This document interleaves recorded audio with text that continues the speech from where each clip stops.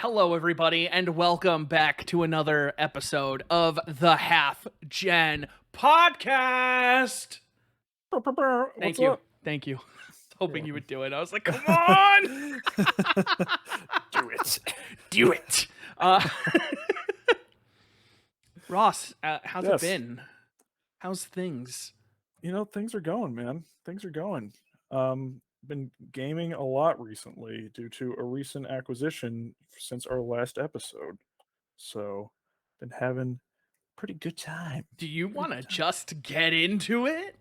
Sure. Right now, I would hold it up, but I'm finishing putting it back together. I will hold it up for you. Is that okay?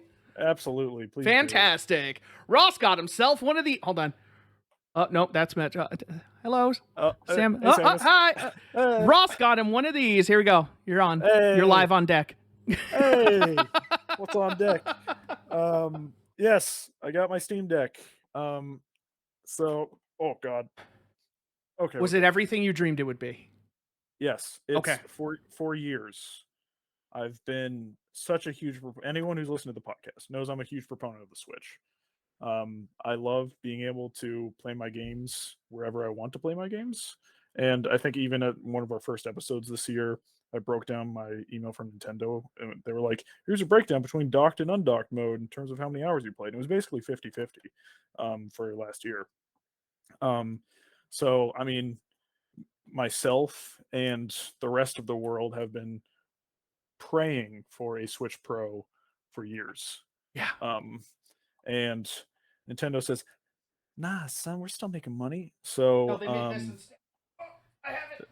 I've been charging it because I think I'm going to... What we were talking... I think I'm just going to play. But yeah, they were talking about... They made this instead, the SWOLED. Yeah, SWOLED. Which, I mean, the SWOLED... This image does not do it... The screen does not do it justice, but that is a vibrant image. Yes, it is very a Vita-esque. very pretty screen. I will say, and it's not to the same extent, but when they announced the SWOLED, it was kind of like when everyone thought they were going to announce the Final Fantasy VII remake, and it was just the PC version for PS4. Yep. I the only reason I even got the SWOLED is because I was hoping it would get me to play more Switch. Because like the screen on the Switch is fine, but like once they were like OLED, and I was like, you know what? Like I kind of just want to. I was like, maybe a fresh start will get me rolling. Yeah. And I sold my old Switch for like $150, so I only paid $150 for it, and I was like, whatever. Oh, and then I sold my Switch Lite for $100. Oh, there you go. Yeah, so the Switch Lite I almost basically got for free. So yeah, true. I made money. So I've had the Steam Deck for a little over a week at this point. And I've just kind of been putting it through its paces. Downloaded. So I got the 64 gig version. Very quickly, I knew that was not going to be enough space for anything, so I bought a 1 terabyte SD card ahead of time. What I didn't realize is that how little 64 gigs really is, even when you're prepared to know how small 64 gigs is. Especially when there's an OS on it. Yeah. So I think after the OS, I think it's like 50 something gigs, 53. Okay, I didn't actually look. That's actually pretty reasonable. I know. I don't mean to get on a big tangent, but I was No, you're good. I was buying my mom a new tablet because she has like some. I had it, but not pre. It's over. I had a sponsored stream. It's over, so I'm not I'm not currently selling out on HalfGen. I sell out for HalfGen, not on HalfGen. There it is. That's what I like to hear. So we absolutely HalfGen or die. We'll be dead soon. Anyway, nervous laughter. No, So she has this tablet I bought her. So she had this old, like really cheap, like $98 tablet that I got her for free. Like we upgraded phones like 4 or 5 years ago. And so she got it for free. It had like, 3G and everything. And it was a bad tablet, but it was free. And so she got used to having the tablet. And then I upgraded her to like a A7 or something from like 2 or 3 years ago. And so she uses it for Hulu and everything. And then Okay. so I was doing the sponsor stream and I was like, let me borrow your tablet. I'm gonna play the game on it. I'm gonna use my QR code and play the game on it. And I was booting up, and it was so slow, and I was like, oh my god. So she doesn't know yet, but on Prime Day they had the A8, the 10-inch, which came Oh out yeah. this year in January. So Oh it's the really? newest Okay. tablet she'll ever Oh have. nice. And so I bought that, and I read the reviews, and somebody was like, don't buy the 64 gig or don't buy the 32 gig if you actually want to use it, because the OS takes up like 20 something gigs of it. Wow, that's a So lot. I spent an extra, I think, 30, $40. It was 199 down from like 299 or something like that. Hmm. And I bought the 64 gig because she's not going to do anything with it. She's going to install Hulu and Netflix and be like, yay. Uh, Right. Yeah, it's true. so I'm like, whatever, I'm just going to get her that. And now she's going to have a bigger one. And so now she'll be like, this is too much. And I'm going to be like, well, deal with it. Shut up. I did a nice thing. Ungrateful every goddamn time. Buy her a bedroom set. Yeah, I wanted it, but it's a lot of money. You didn't have to buy it. And a bitch, say thank you. Oh god. I'm sorry. I derailed your conversation. You were talking about how 64 gigs is not enough to start. Yes, yes. So, I think partway through it's the whole reservation process. I think I kind of regretted at least not going for the 256 gig version. Um, so That's the one I uh, would recommend as the base model for anybody mhm, looking at a Steam Deck. yeah, If you can afford it, just get the 256. Even if you don't want to go for the 512, I got the 512, no regrets. But 64 gigs, while it's enough, you don't. If you're not going to go in there and manage it, like Ross has learned, yep, then you're not going to have a good time with it. yeah.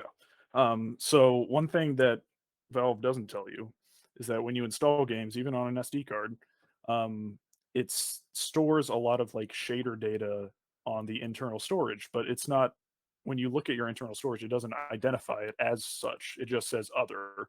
So you can have nothing installed pretty much, or like an indie game, but a bunch of AAA stuff installed on your SD card, and your internal storage, if you have a 64 gig, will be like 45 gigs full. So there is a way, and the Steam Deck community is already like super nice and really helpful. The Steam Deck Um, community is, in general, I would say, much nicer than the overall PC community. I would say so. They are Yeah. a very kind subset of users who are very passionate, because you get some of the people who are like, I really like Linux and I'm excited that people are enjoying Linux. And then you get people who are like, I used to play Switch, but I want to play PC. Can you help me? And then you got the people who are just like, I'm just here for the games. Yeah. This is So, convenient and I love it. yeah, yeah. So like I learned from a random person on Twitter after I tweeted out about that storage thing. They were like, "Oh, you can like move all of the shader data in these two folders to your SD card from your internal storage, and then move them back. But instead of actually moving them, just say link here." So it basically is like a shortcut that the internal storage uses to get the shaders off of the SD card, which frees up all of that space, which is great. I think shortcuts are called sim hacks or something. I don't know. I'm new to Linux. Um, but so I obviously Valve very much is has been like, hey, once you have the device, it's yours. Tinker with it at your own risk. Yada yada yada. There's been complete breakdowns. There were complete breakdowns before it was even out. I think Valve put out a breakdown before it was even out. Um, and I mean, even to the point where like iFixit has official replacement parts if anything breaks, and you can just go straight there and know you're getting basically OEM parts. for your Steam Deck, which is incredible. which is No, incredible. nobody does that. No. Nobody. Everybody is trying to be as proprietary as possible. Just look at like Mhm. HP and Dell and all them, and they have proprietary motherboards, and nothing's upgradable. And then here's Valve being like, not only is this open, here's everything you need to know to tinker with it, and we have official parts through arguably the most reputable, repair brand out there for Mhm. these types of devices. Yeah, and we're not sponsored by iFixit, but I've used the rest of the tools are in the other room, Yeah. but just, like, I use their stuff, like, all the time. It's amazing. Um, s but, like, just Valve's willingness to, like, it really is them bringing kind of the PC mentality to console gamers to be like, you can start it and download games, and it pretty much just works like a console. I But if you wanna dig deeper, you can do a lot of stuff with it.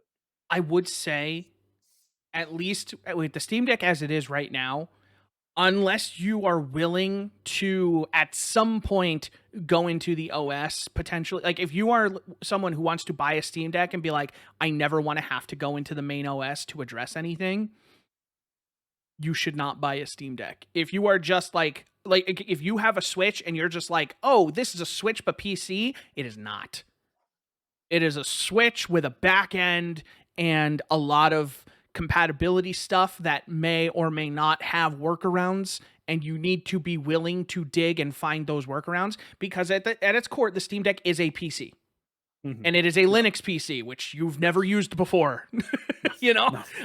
odds are you've never 99% of used people that. have not used that. So like and Ross, you're totally correct in the general sense. I just want to be clear if anybody's listening and they're like, "Oh wow, it's just that easy." It is, but it isn't. And like, Yeah, I mean, if you go just wanna into it play understanding what it is. yeah, if you just wanna play your Steam games, like, they have the very helpful verified on deck to show which games work well on the Steam Deck. Some people have found games that don't work well that are verified, uh, but also there's a ton of Monster games. Hunter Rise isn't verified. I'm actually about to double check that because I remember that was always one of the ones that I thought Yeah, was it weird. was not verified as of, like, when I recently looked at it. Mega Man Legends is apparently verified because it works. I'm just curious, but that's the other thing of it is like if you're going in, you have to understand that a lot of it's still not verified, But but it it runs runs at perfect. 60 FPS.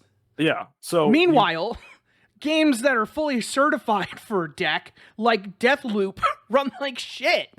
yeah, and I will say from anecdotally, just from what I've seen online, um, that does seem to be the exception to the rule. It seems like for the most part, verified games actually do run well. Yeah. And a lot of games that are listed as playable, which is kind of the middle ground between untested and verified, most of the playable ones are just like, oh, you might have to log into a different launcher or something. Or you might have Um, to manually bring up the on-screen keyboard, right, right. or it might not show Steam Deck buttons. It Y- might show, because I had a game like that it showed, I think, like, dude, you want to know something crazy? Dark Messiah of Might and Magic, that single player game that Arcane made before Dishonored, Yeah. runs perfectly on deck. It shows all PC inputs, and I had to manually configure the controls to like line up properly. But like Mhm. it just works. Yeah. It's incredible. It just works. And here's this old ass game that it is. I don't want to get into. I was gonna say, I don't want to get into an ultra wide conversation. I had another ultra wide thing happen, and I'm like, but Yeah. Elden Ring can't. What the fuck game was it? Oh my god, it's gonna bother me. It was a game, and I was just like, this game has ultra wide, and Elden Ring doesn't.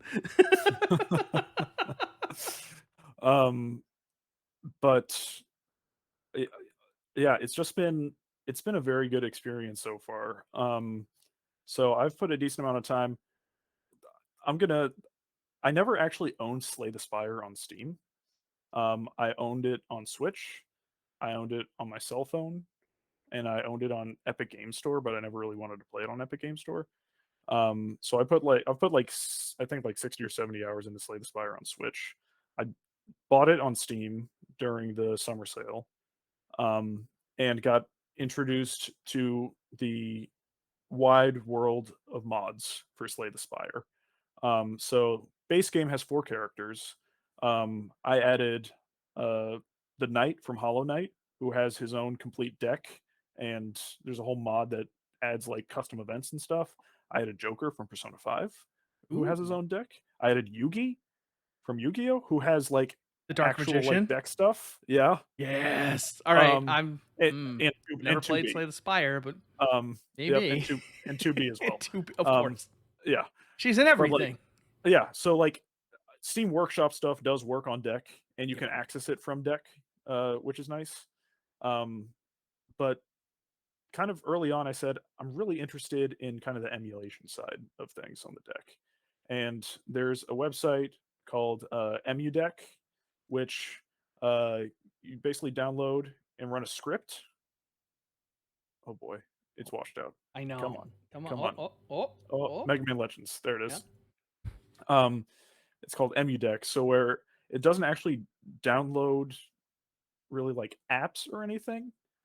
It downloads scripts to run. So it basically installs every emulator that you'll ever need, and it also pre-configures them to what they think are like the best settings for each emulator per system. So it's very easy to set up, and it also installs something called the Steam ROM Manager. So the Steam ROM Manager is a way to where if you want your emulated games to actually just show up in your Steam library as well, so you can access it from the gaming side and you don't have to go to the desktop side, then you can use the Steam ROM Manager, check systems you want, uncheck systems you don't want to show up in Steam, and run it. And then it automatically creates collections in your Steam library based off of platform. And Chris, can I tell you the 2 games that I've put the most time into on the Steam I would Deck? love nothing more. One is Metroid Prime Trilogy. I have started that first game so many times on GameCube.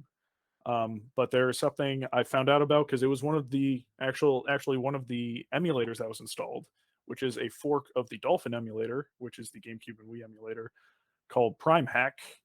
So basically, it is a way for you to play the Metroid Prime trilogy as a twin stick shooter, basically. So in the original GameCube version, you walked around with the left stick and you also kind of looked around with the left stick, but in order to look up or down, you had to hold down the left trigger and she would grab the gun and look up or down. Now you can just use the right thumbstick and look around like it's a normal FPS. Lock on stuff still works with the left trigger when you shoot and that sort of thing. But there's also a ton of HG texture packs that completely just reskin the game to where it looks better than I think any Switch game so far. It is beautiful. Runs super well. Uh, and it has been a joy to play on the couch because we've all wanted Metroid Prime Remake for so long on Switch. Um, and rumors are they're going to do the first game, but would really like to have the whole trilogy before 4 comes out. Um, so I've put a decent amount of time into that. And then the other game, you wouldn't guess in 100 years. Is it it is emulated or is it it Steam? is it is emulated. It is a game that I don't know what prompted it. I remember Final like Fantasy 1. I'm playing the Pixel remaster on Oh, Steam. okay. Okay. Yeah, Okay. yeah. I I know have you put a lot of mentioned time that. into That's that why I was like, too. "Oh, wait." Yeah, yeah. Um, no, it is an open world game on PS2. I'm I've historically First people party or not? not historically people know that I'm not a huge fan of Rockstar games. I don't like the way like the character controls. But for some reason I was just kind of feeling it, Vice and City? so The Godfather the game. I, I've wanted to rewatch The Godfather for a long time, and The Godfather the game shows up on a lot of like, yo, this game was actually really good, I but have people heard just that. wrote it off as a licensed game. I put a ton of time into that. I'm like halfway through the main story in that I game. might have to acquire that. Yeah, it's fun, man. It's fun to like run around like 19 whatever it was, 40s New York, 30s, 50s New York, and just like it's so weird. The combat, you lock on to enemies with like L1, and then you use the right stick as to just like throw punches for no reason. And you can also grab people and like bash through windows and like bang them up against walls and stuff. You extort businesses. You know who You'll developed that game? Who developed it? EA Redwood Shores. You know who they became? Visceral. You know what game they made? A Dead Space. A Dead to Space. So I guess it goes without saying it's a good game. Yeah. It's the craziest thing about that game is that they actually got like Marlon Brando and James Caan and a lot of the movie actors to do the voiceovers, and it's really immersive. The PS2 was like the last generation that they really got the people to reprise their Yeah, roles. that's very true. With the exception, like some PS3 360 games, like that Star Trek game they made when the Abrams movie came out, that Mhm. has Chris Pine and Zachary Quinto for whatever reason, and it's very half-assed, but they're there. But the Mhm. PS2, like I don't know what it was, but those actors were just like, yeah, I'll do it. Yeah. Yeah. Not anymore though. We got Right, not Tom Hanks's brother, you know something Hanks. I don't remember his name. yeah, I forgot his name. Um, the only person who didn't reprise their role was, Al Pacino, unfortunately, I mean, as Michael yeah. Corleone. But it's cool because it does it tackles the narrative my favorite way of doing it when it's basically adapting a movie to where your character is like in the background of like famous scenes. So like the famous scene of Al Pacino like going to the bathroom to get the gun out of the toilet and to shoot the guy in the restaurant, like you're the guy who planted the gun there as part of the family. And it's a lot of that kind of stuff Okay. where like So the you're an movie couldn't important have part. happened without you. Exactly. But The if they movie could knew not have you were happened without me. there, it would have ruined the movie. Yeah, Yeah. yeah, and there are some emulator issues with the game. You can see car lights through walls, which I've tried doing a lot of fixes for, but haven't found anything. I've gotten used to it at this point. Every once in a while, you'll see some kind of some lines of geometry here and there, but overall, it works really well. Just don't get married to the idea of really customizing your character's face all that much because that's cut off in the emulator no matter what you do. So I just did a couple of just randomize the appearance and went for it, and it's fine. Um, but I'm definitely going to finish that game because I love The Godfather, and that game is better than it has any right to be. Um, Fair enough. so there's been that. There's been Metroid, which I'm that's a very slow burn for me because I have to be in a very specific mood to play Metroid because it's such an atmospheric game, especially Prime. Like I need to be in the right headspace for it. Um, so when I'm not, I play Final Fantasy One Pixel Remaster, which my holds up really well. I just got lost for the first time about like 7, 8 hours in, I think. Um, in the main town, there's this dancer at the fountain at like the hometown who will be like, who's the town gossip, who up until a certain point will give you hints about where to go. So I didn't get lost. And then she was like, haven't I told you enough? I just want to dance. And I was like, no, I need more help. Um, Yeah, that's when the game's like, stop crutching. yeah, yeah, exactly. But beyond that, I mean, I've played a bunch of stuff. Slay the Spire, like I said, Vampire Survivors is perfect on the Steam Deck. That's my favorite Um, way to play that game now. yeah, Is just like it's so on good. on that. Yeah, God, it plays so well, and like it's so good. That yeah. game is just so good. That It's so might good. be the game of the year, dude. We'll see Like what it's Xenoblade has not, to say about it. huh? We'll see what Xenoblade 3 has to say about Yeah, it. but I mean, man, Yeah, I know. It's gonna be up there. yeah. I played Elden Ring on my deck, got it to run at a pretty consistent 40 frames per second, which I learned from Digital Foundry. Even though 40 frames per second is closer to 30 frames per second than 60 frames per It's second. so much smoother than 30. It's so much smoother because hold on, I took a screenshot of this It's like from a derivative of like 120 or something. so in terms of uh, milliseconds per frame, Mhm. 40 frames per second is actually, in terms of the milliseconds per frame, halfway between 30 and 60. Yes. So, which makes it feel so much smoother. So, like for games that hover between like 40 and 50 or something, usually I just lock the frame rate to 40 and the refresh rate to 40, because not Yep. only will it run smoother, but it'll save battery life too. And that's a feature that they added relatively recently, being able to uh, change the refresh rate anywhere between 40 and 60. I know, I think Insomniac did the same thing with Ratchet and Clank recently, is they Oh yeah. released, I think it might have been like a 48 FPS or something. So it was a Hmm. performance mode, and it was, I think it was native 4K, but with like less ray tracing, but it was better. So it was better visuals than the 60 frames one, and it was the same quality as like 4K in terms of resolution. So like, and they said like I think 48 FPS is like the like I don't remember exactly what the thing was, but they said like when you go at 120, so basically they took 120 hertz as the max, and Hmm. then when you chunk that down, they got it to whatever was like the perfect 1/3 measurement of that, and then I want to say it was 48, and they said like it's basically the same like frame timings I think as like Hmm. 120.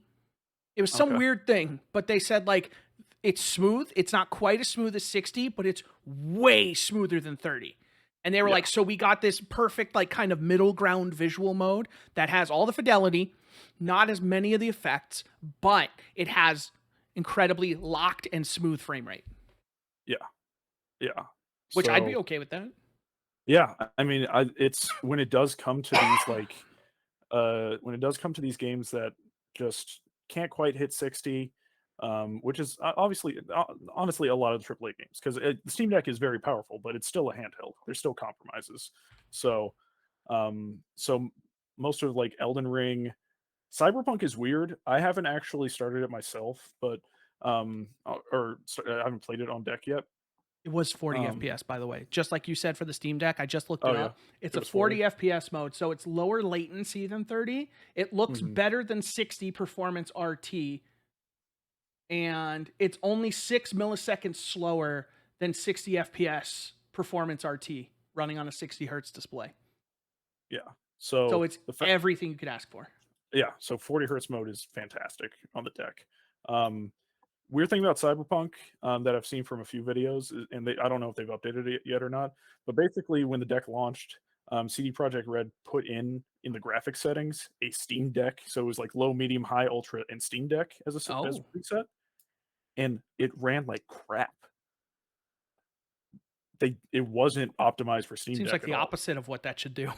Yeah, yeah, so, like, I watched the kind of, like, impressions video of the Steam Deck from, Beat 'em Ups, who's generally, like, a Switch channel, but, we got the deck because he loves handheld gaming, and he was streaming it, and he was like, "Why is this happening?" And then the chat was like, "Put it down to medium and just see if it changes anything," and it was, like, silky smooth 30, and he put it up to high, and it was like pretty solid 30. So CD Projekt Red just screwed up the Steam Deck preset on that. Yeah, Um, because like that thing is no slouch, and like mhm, I'm really surprised when it can't run games well at 30. Like mhm. in some capacity, that's why Deathloop is so friggin' weird. Because Yeah, like, dude, I booted that up. It was certified. I'm like, cool. I'm gonna play an FPS. I was like, maybe this will get me to play Deathloop. Dude, it was like mid 20s at best, that's and it crazy. felt sluggish to play. It felt terrible. Like I already am like not ready to play an FPS on a controller. Sure. But it like I streamed Destiny to that, Mhm. infinitely more playable. Yeah, Streamed right. than Deathloop. And like, and that's not any like, and I'm not even saying that like, it was streaming from my PC. So like, yeah, it's gonna there's a certain amount of I didn't notice any like latency or anything. But like Deathloop running natively on this thing felt awful to play. Mhm. Awful. And Yeah. it's green check mark. Did you put on FSR, or did you mess with that? FSR, I waited for 2.0. Oh, you waited for 2.0? I Okay. put everything to low, and it was mid 20s and it looked awful. That's crazy. It was a muddy, sluggish mess. Yeah, I would call it unplayable. yeah. If you played it, you would look at me and say, "Chris, I don't want to play this." Mhm. Can I stop, please? Yeah, that's weird. Even more reason I just traded in my PS5 copy of Deathloop that I bought and never I played. see So you paused for a second and you said, "I just traded in my PS5 copy of Deathloop," and I was like, "What did you do? oh, God of money.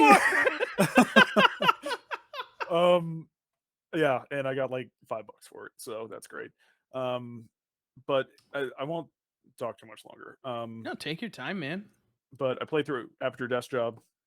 It's Fantastic. it's every time you play something that Valve develops, it just makes you angrier that they don't make more games Dude, because the writing is so I good. love that robot, and I love how he became. Spoilers for Aperture Death's Job. I It's a love 45-minute game. love that he became my parole officer. Guess who Yep. became a parole officer? It's me. So you don't need to worry about it. And he's talking about his other dudes he's got. And he's like, this guy, he's just trying to get by, and he's doing his best. He's like, oh, bring the desk. Yeah, bring the desk. It's always bring the Um, desk. Well, somebody, that's the police. Somebody is gonna have to answer for this. so that is like the Astros, like that is the experience you get like you play when you get the deck to show off the And I features. showed that to a lot of like non like gamer people. Well, not I Mhm. shouldn't say non gamer, but like people who wouldn't normally play like a Valve game because they don't have like a PC or whatever. Right. Everybody was laughing within Yeah. the game starting up. Like that game is just so charming and so Mhm. funny, and like it's so weird. Like when the when the machines launch the counterattack. Yeah. And it's just ovens and dishwashers just shooting It's at just you. shooting it. It's like, whoa, you got to take them out, man. They're coming back for revenge. Yeah, Valve should make more They need to games. make more games. Yeah, they're so good at it. And then Cave s- s- John. okay, yeah, that was big. Bring them back. I get it. Beyond that, dabbled in a couple other things. Lego Star Wars: The Skywalker Saga. This is exactly the kind of platform I would want to play that game on. Doesn't run quite as well as you would like, Does it but still look really good though? it still looks really good. Yeah, Okay. yeah. I downloaded the uh, Proton GE from the desktop, which is like a more kind of like experimental future update type of thing, where Oh, so you're in the beta. You're in like the beta for the tier. GE Yeah. Proton, and that makes it work a little bit better. And I found that that kind of makes most games work a little bit better if they're kind of just freaking out a little bit. Hmm. It's free download on the Discover Store in the desktop mode. Um, and then I have just games that I bought on the Steam sale. Playing Sonic and All Stars Racing Transformed. It's still one of the best racing games ever. I bought the Ascent on a huge discount because I really want to play that. Um, That we should play that together. I have that. have you played through it? Not through it. No, I played like the first level. I played it on my Okay. PC with like the ray tracing and DLSS Oh and yeah, everything. that game That looks was nice. sharp. Yeah, it's I was gonna say I really do want to play that with you because it's co-op. We should play it. Yeah, no, 100%. Yeah, I like that game. It was fun. nice, nice. Yeah, we Okay, should definitely play that. cool. And I think that's pretty much it for what I've been playing recently. I have a Steam hardware story. I don't know if you want me to do that before you jump into what you've Go been for playing. it. So with the 64 gigs, I was doing research and I was like, what do I need to upgrade the internal storage? Because the 64 gig doesn't come with an NVMe, it comes with an eMMC drive, but the slot in the actual motherboard is still the same slot as in the 256 and 512, so it accepts NVMe drives. Um, so I was like, let me find a 256 drive. I don't want to go 512 because the size of drive you need, which is a 2230 NVMe, they're still kind of expensive. Like I think I saw like a 1 terabyte was like $250. So I was like middle ground, 256, like $45. I was like, I'll try it. And there are tutorials online about how to do it. I highly recommend a YouTube channel called Deck Ready, who puts out a lot of good Steam Deck content and did a detailed kind of breakdown of he of showing how he installed it. Um, so I watched that. One important thing to do that some people didn't do is when you once you have the back case off and you're inside, um, make sure before you swap out the SSD to unplug the power supply and to press the power button a few times to just get out any last second juice because people have not done that, and you can hot swap SSDs because it screws things up. Um, so the reason why we started about an hour later tonight than I wanted to is because I was doing this. Um, so Did the you hot easiest swap? I did not hot swap. No, I Okay. did not hot swap. Um, so it was a very easy process. There's 8 screws on the back of the Steam Deck. And then you just need to get something. Again, I had the iFixit. Good job. You should keep the typo too. Um, got the iFixit kit, and they have Not a typo. base. That's a capital I. No, it says I hot swap instead of swap. Um, Yes. Okay. I see it now. yep. But with the iFixit thing, they come with little pry tools, specifically to get in between kind of plastic parts of hardware. So that was the scariest part. It always is you hear that those snaps for the back case to come off. That was easy enough. Take it off. There's a shield you have to take off to get to the NVMe. It's 3 screws. One of the screws was almost came stripped for me. So that was almost bad. Yeah. I couldn't. They're all Phillips head screws, um, but that one was stripped enough to where none of the sizes I had worked. So I had to use a flathead, and luckily that worked because there were 2 edges that were still defined enough to where Okay. it could grab hold. So that was almost bad, but that was fine. I took the shield off. Then once you take the shield off, then you unplug the battery. Remember to press the power button to get out any excess juice. And it's just 1 screw to get to the NVMe. You slide it out. It has like a thermal like jacket around it that you just slide off. There's the drive. Great. Um, and this might be different for the 256 and 512 because those are actually NVMe's. Um, but for the 64 gig, the drive is very thin, and the Yeah. 2230 it's the right size, but like there's the circuit board, and then there's like a black kind of like chip on top of it. Yep. Um, That's it was your a actual storage. okay, That's so the that was storage module. a little chubbier and took me way longer than I that was the hardest part of the whole process was fitting that thermal sleeve back on to the new NVMe. That took probably about 10 minutes of me kind of wiggling it in to make sure it worked. But eventually got it in, put it right back in the slot, put the screw in to keep the NVMe down, put the shield back on, put the back on, and then Valve in their ways of wanting you to tinker and do whatever you want.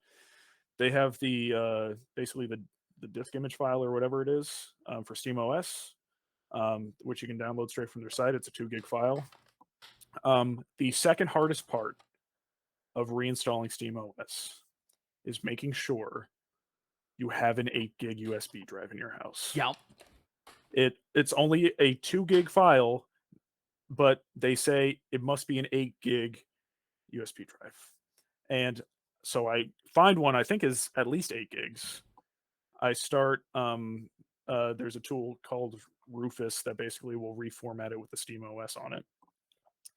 And it gets to 99% and it says write failed. And I go, excuse me, what did you say to me? Um, and then I realized, oh, it's only a 4 gig drive. So that's why it failed. So I spent the next 20 minutes destroying my house looking for this 32 gig flash drive that I know I have somewhere that I couldn't find.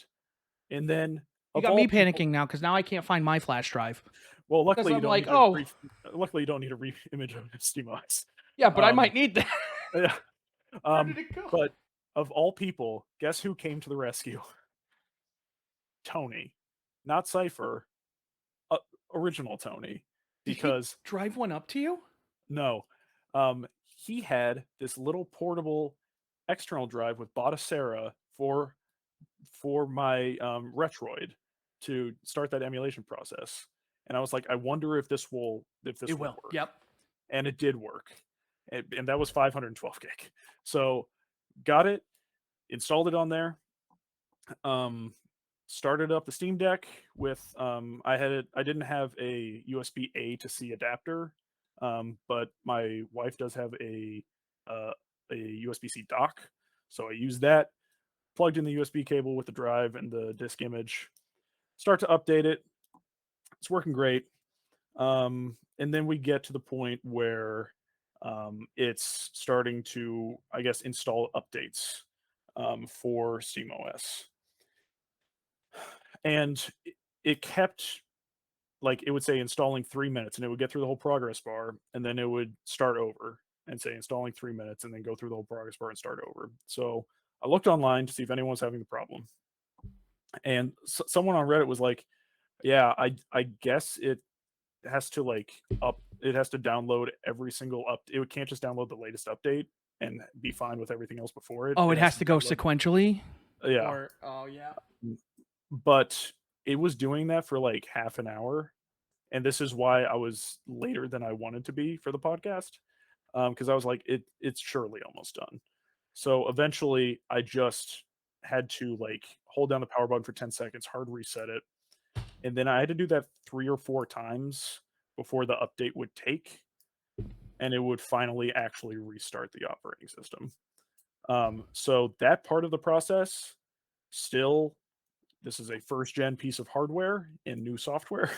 um, this was the worst part of the experience I've had so far with the Steam Deck because it didn't work as intended. It took a lot of just like muscling through by just like restarting the system over and over. But at the beginning of the podcast, I I was screwing in the 8 screws on the back case again, um, and I looked at my storage, and it successfully took. So I now have a 256 gig Steam Deck with my 1 terabyte SD card, and I'm a happy camper. I'm Um, happy for you. and and again, 2 years ago, 3 years ago, I would never have done this. That's the part that I'm the most proud of. Yeah, You have been a changed man since we rebuilt that PC. yeah. It doesn't feel like anytime I breathe on a computer component that it's gonna break. Um, It did because you were paranoid. it did, yeah. Yep. But So now like you are strong. once I saw the video of the breakdown to install it, and I was like, "Oh, I literally just did this for my new laptop like a couple months ago." And the laptop took more work because there were more screws, but it was a very similar situation. So I was like, if I could do it with my laptop, I can do it with this. And I did it with this. And now I can finally have breathing room on the internal storage. So all of that is to say, I love the Steam Deck. It's everything I wanted from the system. I actually like tinkering around in desktop mode a decent amount. Um, Going to the Discover store and downloading stuff. That's another thing. If you can access your Epic Games games and GOG games through this app called Heroic Launcher on the desktop side, and then you can add it as a non-Steam game, so you can launch it from gaming mode. But if you have a big Epic library, like my Epic library is huge, just because of all the free games. Um, I have a good amount over there too. yeah, so you can install that launcher and then play your Epic and GOG games as well. Like there's a lot of customization that you can do, and there's a lot of workarounds you can do for things that you might not think is possible. I haven't tested it yet, um, but um, like I have Discord installed on the desktop side. But everything I've read is that you add it as a non-Steam game or a non-Steam app, and then from the gaming side, you launch Discord. You can jump into a voice channel, and then just go back to the games menu and start up a game, and then it'll work. And you just act like it's Discord, and the chat continues and everything else.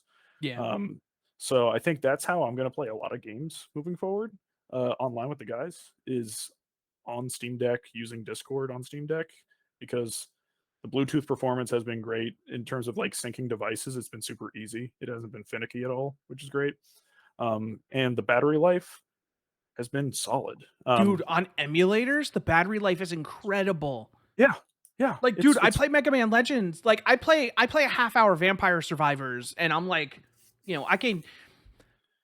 If I went for a third game of Vampire Survivors on a full battery, I'd be getting nervous towards the end. But like, Mega Man Legends is just like, you want to beat the whole game today? I don't know. Like, what do you want to do here? And I'm just like, yeah, let's go. yeah. It's like when I was And playing. it sips when it's in sleep mode. Like, I'm Yeah, actually it kind of does. surprised. As long as you're not sleeping it with a game on, I always quit the game. Yeah, I do too. I always get to a point where I can save and quit the game.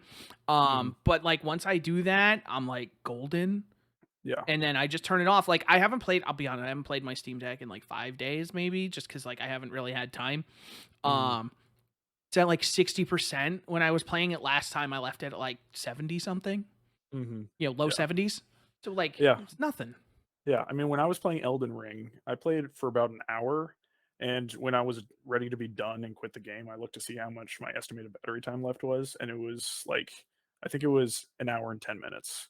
So like a high stress game will get you like a couple of hours.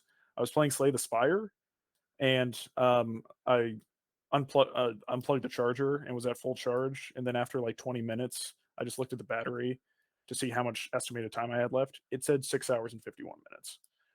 If you're playing an emulated game or like an indie game, like you can get like between 6 to 8 hours with some of this stuff. Yeah.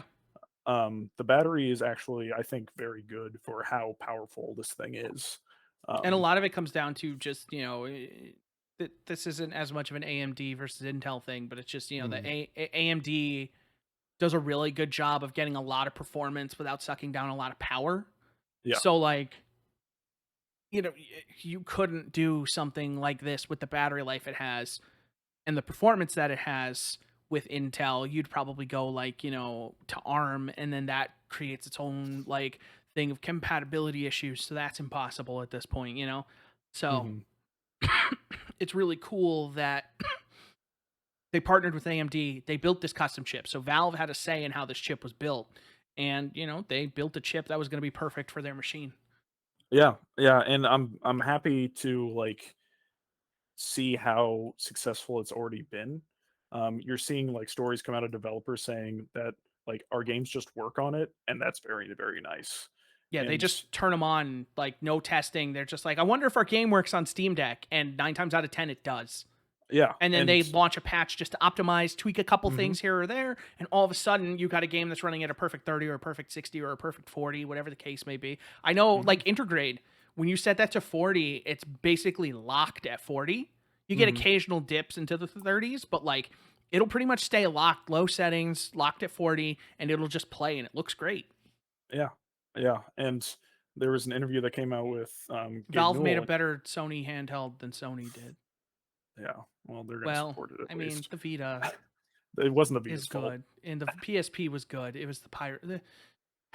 The Vita might The be one of the few platforms you can really kind of look at and be like, you know what, piracy, kinda. PSP, that was part of the reason why PSP was so successful. Yeah, Because no, true. That's but why Sony stopped developing for it because they yeah, were like, these yeah. assholes are playing Nintendo on the PSP. But even in an interview with Gabe Newell, he was like, "What I'm most surprised about is that the highest like pre-ordered and selling unit is the 512 model, is the most Yeah, expensive model." And like with this kind of response early on, like even a lot of the early reviews were like, "This thing is cool. It's incomplete because it can't play your Steam library, but when I turn on my Steam Deck and I go to like my library and I see the grade on like the verified, the grade on deck tab, like you'll see that number creep up. You'll get new games yep. added there And over it's time." a lot of my favorite games. Like, Yeah, yeah.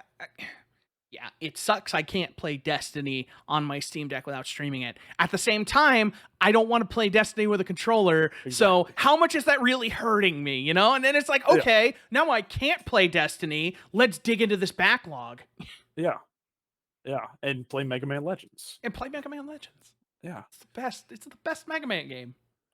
Mega So and 2. Come on. They're perfect games. Make Mega So Man Legends 3, remake there it Mega is. Man Legends. I don't care what you do, Capcom. You're fools. Mega Man Legends would kill right now. I mean, if there's anyone who can will it into existence, it's you after Medieval and Final Fantasy VII Remake. Capcom, please! I will love you for. I'll buy Street Fighter if you make Mega Man Legends. I'll buy everything you make. I'll get a Capcom tattoo. There you go. Dude, have you ever seen the start? You remember the 90s startup Capcom thing? Because Mega Man Legends has it, and it's amazing. Hold on. Vaguely, I didn't play a lot of Capcom games. Hold on. This is only going to play on video. God, what is it? Hold on. That's not it. He's searching in real time for the Capcom startup. We'll get there, folks. I can't find. No, that's the SNES. This one. All right, hold on, because I can play it on the video version. Hold on. Oh, right. Yeah. That's why I'm trying to do this. Where do I do it? Where do I do it? Share screen, the box. With Present the arrow. now. Hold on. Yeah. A tab. This one. Okay, here we go. Yep. All right, here we go. Oh yeah. That's magical, dude. I forgot about that. That is magic. It's so good, and the audio people got to hear it at least. That's so true. somebody listening to that is like, yo. They're like, I remember that. I can see it. Someone else got as excited as I did when they heard that. Dude, that is so cool. Bring that back, Capcom. I'll put that on my body. This has basically been like, I think, an hour of me just saying like Steam Deck is my platform of choice moving forward for anything that's not first party Sony or Nintendo. I'll be getting pretty much every game on this thing. Welcome indirectly to PC life. Yeah, for the foreseeable The deals future. are really good. Yeah. I bought like 20 games in the freaking summer sale. Yeah, you bought 20 games and spent $20. No, yeah, right. But yeah, it's just I've wanted a Switch Pro for so long, and this is hitting that itch I've wanted. And there's a Switch emulator on it. And the reason I was asking if how much you like your Switch is because you have a launch model, which means we can extract our games in a totally legal way. We do not condone piracy. No, it's totally legal. We're just extracting games that we own. We own these games. We're not downloading a ROM. We're taking an existing file that we currently own, and we're just preserving it on our Steam Deck. Yeah, and you know what? Switch emulator, and it runs the games as well as the Switch for the most part. Yeah, you know the one emulator that apparently doesn't still the emulation community needs to still work on. Apparently, original Xbox. Apparently, still bad. Oh yeah, I've heard that. So I'm getting all of any multi-platform games that were across all three of those consoles, PS2, Xbox, and GameCube. I get them on GameCube because it was the most powerful of the three, or powerful between that and PS2. I generally get the PS2 ones just because I don't. There's not a ton on GameCube that I'm like itching for, so I just do the PS2 ones. Yeah, so like any third-party stuff, I'll get on GameCube if possible. If it was just PS2 and Xbox, like Grand Theft Auto, like I got San Andreas, and I did it for PS2, obviously. But yeah, the Steam Deck, the Switch is probably my favorite console of all time, and probably the Steam Deck will overtake that as time goes on. Just because I wasn't a huge fan of handheld gaming growing up. I did a decent amount of it, but I always preferred console gaming. And as I got older and had less time, it has switched. No pun intended. I have a technicality for you where everyone wins. Okay. The Switch is still your favorite console of all time because the Steam Deck is a PC. There you go. Win-win. No one gets hurt. No one gets hurt. No one gets hurt. Yep. Everyone wins right there. There it is. Perfect. There you go. It's and we can play 2K5 on Steam Deck. So it's dude, if only that was on Steam and we could do like remote play together. Yo. Is there a way to play I'm gonna look into that. Yeah. I'm gonna, it's like, I'm gonna do some research. We're gonna find find out. But that's me. That's what I've been a very long-winded way of saying Steam Deck is really cool, man, Yes, and I'm Steam very Deck. happy I have one. I'm stealing some of Linus Tech Tips words because I remember watching a preview. I've said this before. He said it was the most exciting thing to happen to PCs in like the last 20 years. I Mm, think he was right. yeah, yeah. Like Valve really did something kind of magical. Like Mhm. it's it's beyond impressive. Like it's not just like, oh, this is really cool that they did this. Every time I play on my Steam Deck, there's always a moment where I'm like, oh, I'm playing this game on a handheld. It's Steam. All my games are on it. I can stream my games from my PC. I can play PS1 and 2 on it. The world is my oyster. I can play almost any game I want on this thing. You can even play some PS3 games decently. I know. Yeah. That's the crazy part. And it's just Ah, like, how did they do this? And it only cost how much? yeah, yeah, and like when it's docked, doesn't it like upscale to like? Doesn't it upscale when it's docked to It like? might upscale to 1080p, but I don't think it gets a huge performance boost or No, anything. it doesn't get any performance being docked. It's not like Yeah. a Switch in that But way. I It's think it just will upscale like the it, video output. Like if you put it yeah, out to a monitor, I think it will technically upscale up to 4K if you wanted to like watch videos or something. yeah. I did hear that. Yeah, yeah. Because on natively it runs at 800p, I believe. Yeah. It's Yeah, native 800p. Most games you run at 720p, which just kind of yeah, say it's a 16 by 10 resolution yeah. of the So it's screen by default. yeah, And I yeah. still don't understand. You know, Elden Ring runs at 16.9 by 9, can't do ultra wide. Mega Man Legends is running natively at 16 by 9. How did this happen? I, I, What is my life? I will say one other pain point I've had is when I have uh, docked it more or less. First time I did it, it output at like a resolution of like 400 by 800, and I literally Hmm. couldn't see anything on the screen. Basically, I had to use the mouse and go down and start clicking around where I knew the resolution change was in the settings until I finally hit it. But in the most I recent, I don't know I if it's haven't the output it to anything yet. yeah, yeah. I have for like ROM management and stuff. See, I did it. I did everything on the screen. I used my USB hub just to put a mouse and keyboard on it, so Oh I yeah, could type and do yeah. everything. Honestly, navigating the desktop mode with the touchpads is It's actually not really bad. nice. But like Yeah, for how much I was moving stuff around, I was like, sure, this is sure, just going sure. to be easier with a mouse. Hooked up my Yeah, mouse, drag and drop. You know, yeah, yeah. I do want to at some point. I want to get just a cheapy Bluetooth mouse, just to have with me when I need it. I used a Um, wired mouse. I just put it in the hub, and that's true. RGB'd and everything. I hooked up that Corsair keyboard over there. I Yeah. hooked that up to it.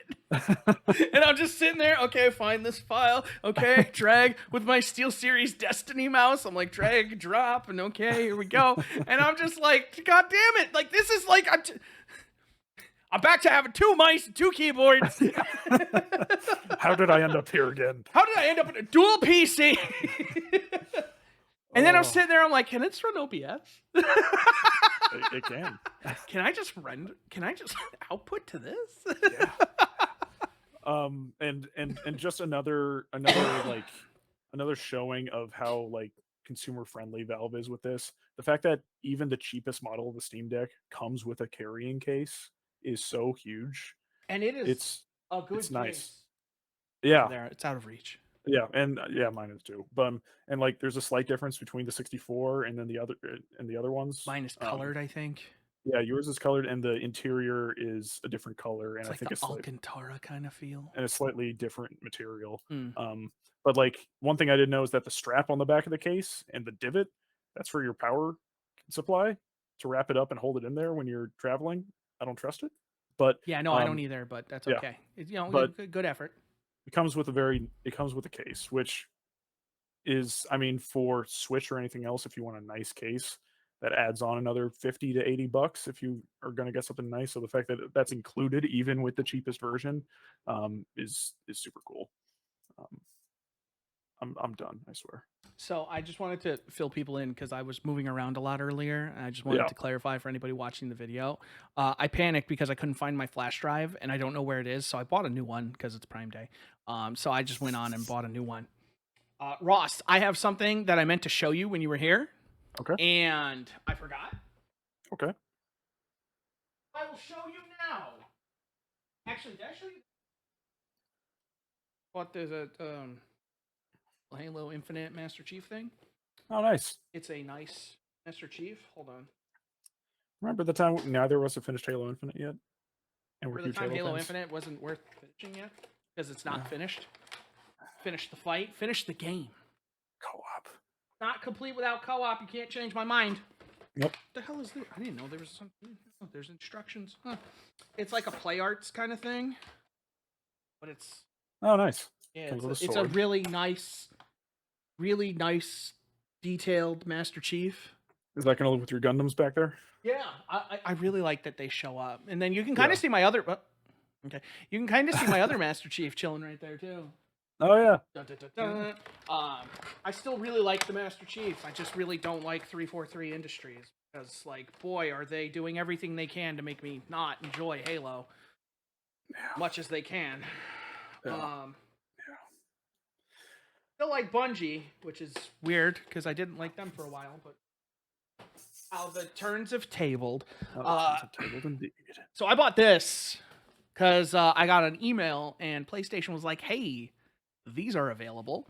And so, I bought this controller a couple months ago, and I was like, "Hey, what if my PS4 matched it? Hey, there we PS5 go. matched it." Nice. So I got to put these on, and then I was trying to show what you were talking about with the NVMe, but I forgot this yeah. already has the heatsink on it. So I opened it up, took it out, and I was like, "Oh." Oh. Because I was going to show what you were talking about with the with the memory modules. But when I take off my plates to put these on, bump the mic, I'm going to finally put this in. Yeah. Which is now they have one of these actually that's marked for PlayStation 5, this exact drive. Oh really? So they have a nice. like with a box like this. Yeah. Huh. Well, Yeah. and also people with Steam Decks, I believe it's a 2282 drive, which is a full size NVMe. People have found that if you buy that and cut it in half, all of the important circuitry is on the right side, and you can use that in the Steam Deck. You shouldn't do it. I've heard it. I've heard it works fine, and I've heard it's worked for a lot of people. But just get the 2230. It's get the right drive. Just get the right drive, even if it's a little more expensive. If you do it, you're not that cool. Yep, that's true. What are you digging for now? Oh no, I was putting it away. Oh, okay, gotcha. Yeah. Gotcha. I do want to show something. I'm sure you've noticed that a chair. the secret labs looking off longingly into the corner because it has been replaced by this lovely Herman Miller Logitech Embody chair. Oh, you ended up getting the Logitech I one? bought You the madman. $1,500 Herman Miller chair. You madman. I just got a promotion at work, and I was like, this is for me. Fair enough. Treat yourself.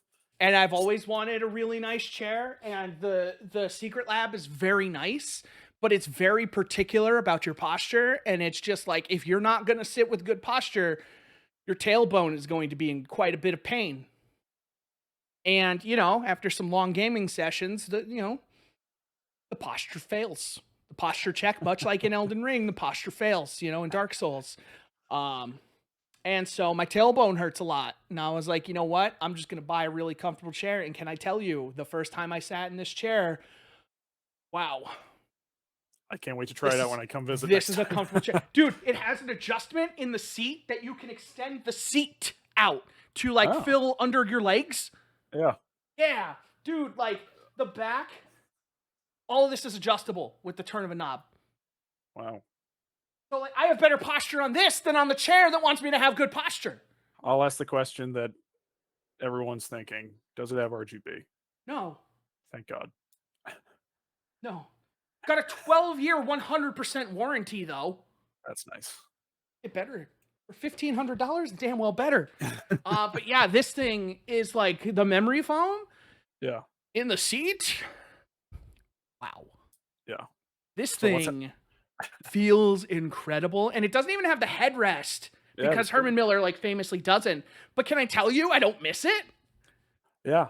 I hate my chair, and I'm excited to get rid of it at some point. The $30 chair my wife bought off of Amazon is more comfortable than this DX Racer You chair. need to, dude, get yourself a really good chair. They I know. have not as expensive Herman Millers, I have like the perused. Aeron and stuff like that. They were Yeah. 15% off, so that's why I was like, should I do this? And then Yeah. I was like, oh well, 12 months, I can pay this off. And I was like, yeah, it's like 130 months. Like and then next thing I know, I'm like, yeah, I bought a chair. And I bought And the this time expensive my one. chair's not broken, so at Yeah, least that's I did it true. on my terms. What's going to happen with the Secret Lab chair? I mean, that's the backup for now. It's your Yeah. chair when you come and record now. Oh, that's true. That's Yeah. true. That So that will be more comfortable than the kitchen yes, table yes. chair. I So. apologize for that, but that Oh was the no, you're best I good. could do at the time. You're good. You're good. I You're have good. my old DX Racer, which I did like. I liked that DX Racer. That's Yeah. now in the garage, and because we didn't throw it away, it's now my like bumper check for when I'm pulling into the garage. And if I hit the chair, I know I've gone far enough and not to keep going. And then like the other people living in my house are like, yeah, I use that for that now too. And so we can't get rid of it because it's too perfect. It's just like we hit that, and it's like, okay, park. Perfect use case. It's still fully functional, you know. It's just it's a little beat up. Oh, It's not well, like my congratulations on the old other chair, sir. chair, but the bent. Yeah, no, Yeah. dude, this thing is. You've been talking about it for a long time. So. And Nat's really upset with me He is, because, and I remember all of that conversation when it happened too. and I at the time I felt like I gave him good advice, and he's remembering the past the way he wants to remember it, and that's fair, that's fine, that's his prerogative, but I don't agree. He made a responsible decision not buying it. He did the right thing. Chairgate title. Yeah, putting that in there. Okay. Well, I'm happy you got a new chair. It's with It's real nice. how much you use it, it makes sense. That's what It's I a good was thinking. investment. I was like, you Yeah. know what? If I'm ever gonna do it, now's the time. Yeah. Yeah. You know, So instead of nice. buying other chairs. I mean, that's still Yeah. a nice chair. You know, it's Yeah. comfortable. Yeah. It's just not what I'm looking for anymore. Yeah. Yeah. Games. Yes. Destiny wrapped up its story in the last month, and it was good. It was good. A lot of like interesting stories. They brought back Dominus Gall, Mm. voice actor and everything, which was Oh, really nice. cool. Yeah. And so he had a big part where he would like antagonize them. He's like, "Do the people still remember what I did to them?" And then Zavala's like, "No." No, And then like they kind new of players definitely will yeah, not. they kind of made a nod to like there's only people know you in whispers and yeah. And it's just And like, yeah, because barely anybody 1.0. knows who he is. And like, you know, now he's not evil. There was a cool thing with Uldren Sov, and Uldren Sov was trying to like corrupt Crow, but Crow got him. And then Uldren's like, hey, I'm not so bad. I'm sorry. And then Zavala, there was a really good cutscene with Zavala and his wife. Mhm. Because most people don't know Zavala had a wife. He was with Lord Saladin. He was like his apprentice, of sorts. And then Zavala fell in love with this woman, and he left. He gave up on like protecting the people. He wanted to go live his own life. And then they found this boy. They adopted him and named him Akeem, so he was his son. And then he got killed by Fallen in a Fallen raid. And so Zavala was at the point where like he almost shot his own ghost. Like he was done. He wanted to just be done. His wife stopped him, and then she ended up leaving, and he went back to Lord Saladin. And it was really good payoff for like the season prior because like Crow was talking shit, like, you know, Zavala and blah blah blah blah blah. And he Saladin was like, you don't know half of what he sacrificed to become the man he is. And then like we finally saw it, and I'm like, you fucked up, Crow. You fucked up. And then, you know, freaking Eris continues to depress me because she keeps talking about her ghost and indirectly. Like Crow said another thing about his ghost, and like she was like, you know, the is, you know, something about a ghost. It's not easily forgotten. And Mhm. like you remember, like there's a final mission, and the final mission was not very good. Unfortunately, it was kind of a flat ending to an otherwise really good season that handled a lot of difficult topics really well. Um, I think the the format is losing its luster very quickly because like it's really cool, but then like when you have to finish it, and then you're like, oh, half the season's still going on, and it's just like this isn't good enough at a certain Mhm. point. Um, and it's like, yeah, you ended it, but like the ending wasn't great. There was a cool cutscene. Callus was there, and we dealt with him, and he's gone. But she is in this mission, and like she's in trouble, like getting pinned down. I'm like, somebody better save her. She doesn't have a ghost. Everyone else is like, oh, I can't do it. Crow's like, oh, I need back. I can't hold it. So like, she doesn't have a ghost. Save her. And I'm like, do not kill Eris. She does not deserve that. And then at the end, there's like this little audio clip of her talking, and she's like, maybe I can find happiness again. And then she's like, come to the moon pyramid. The final battle's on like the moon pyramid. We go inside there. It's actually, that part of it was really cool. Mhm. There's a lot of like fan theories as to why they're so focused on the moon period, because it's like behind enemy lines, and that's going to be the staging point for the invasion of Seoul. Mm. But so at the end, she's like, I'll see, like something like, yo, something rat. And she calls the person she's talking to a rat, which is the drifter. Mhm. And there was a lot of like potential romantic tension between them in season of Arrivals. Mm. Excuse me. So, one, a lot of people are hoping that they're finally like, fulfilling that. Gotcha, Because gotcha. everybody's shipping them, and rightfully so. Yeah. They have pet names. She calls him Rat, he calls her Moon Dust. It's lovely. So a lot of people are wondering if the next season's gonna, like, the Drifter is gonna be a major player in it, which would be good because he hasn't done anything since Beyond Light, much like the Stranger. Mhm. Which, like, yeah, she's still in the game and nothing has happened with her. Is she That still was called the kind of a big Stranger? deal. Or do people just call her Anna Bray or whatever No, at this point? Elsie. Elsie, right. She still shows as the Stranger, like on the map and stuff, but yeah, Mhm. she's Elsie. Gotcha. Anna Bray hasn't been in the story either, not The since Brays. Beyond Light. Yeah, no, The Brays were they've great. been They doing were really cool super stuff, interesting. but like they're just they're leaving these very important characters behind with stories that feel like they should have been resolved or at least progressed. Yeah. And like, I don't know. Does it feel like it's Um, getting too big and away from them at all? Or does it just feel like they're focusing on things and leaving some things with I less feel attention than they like I deserve? feel like they're going to be major players in Lightfall Mm. Okay. because that's when the second collapse is supposed to happen. Mhm. So I feel like that's when they're going to come back as major players, and it's going to be like, okay, because the second collapse is what caused, like, I think that's what caused Eris to flip to the darkness. That's what caused Anna went dark. And that's why Elsie was on the run, was because they all got consumed by darkness. So, and that was all, I believe, a result of the second collapse. Gotcha.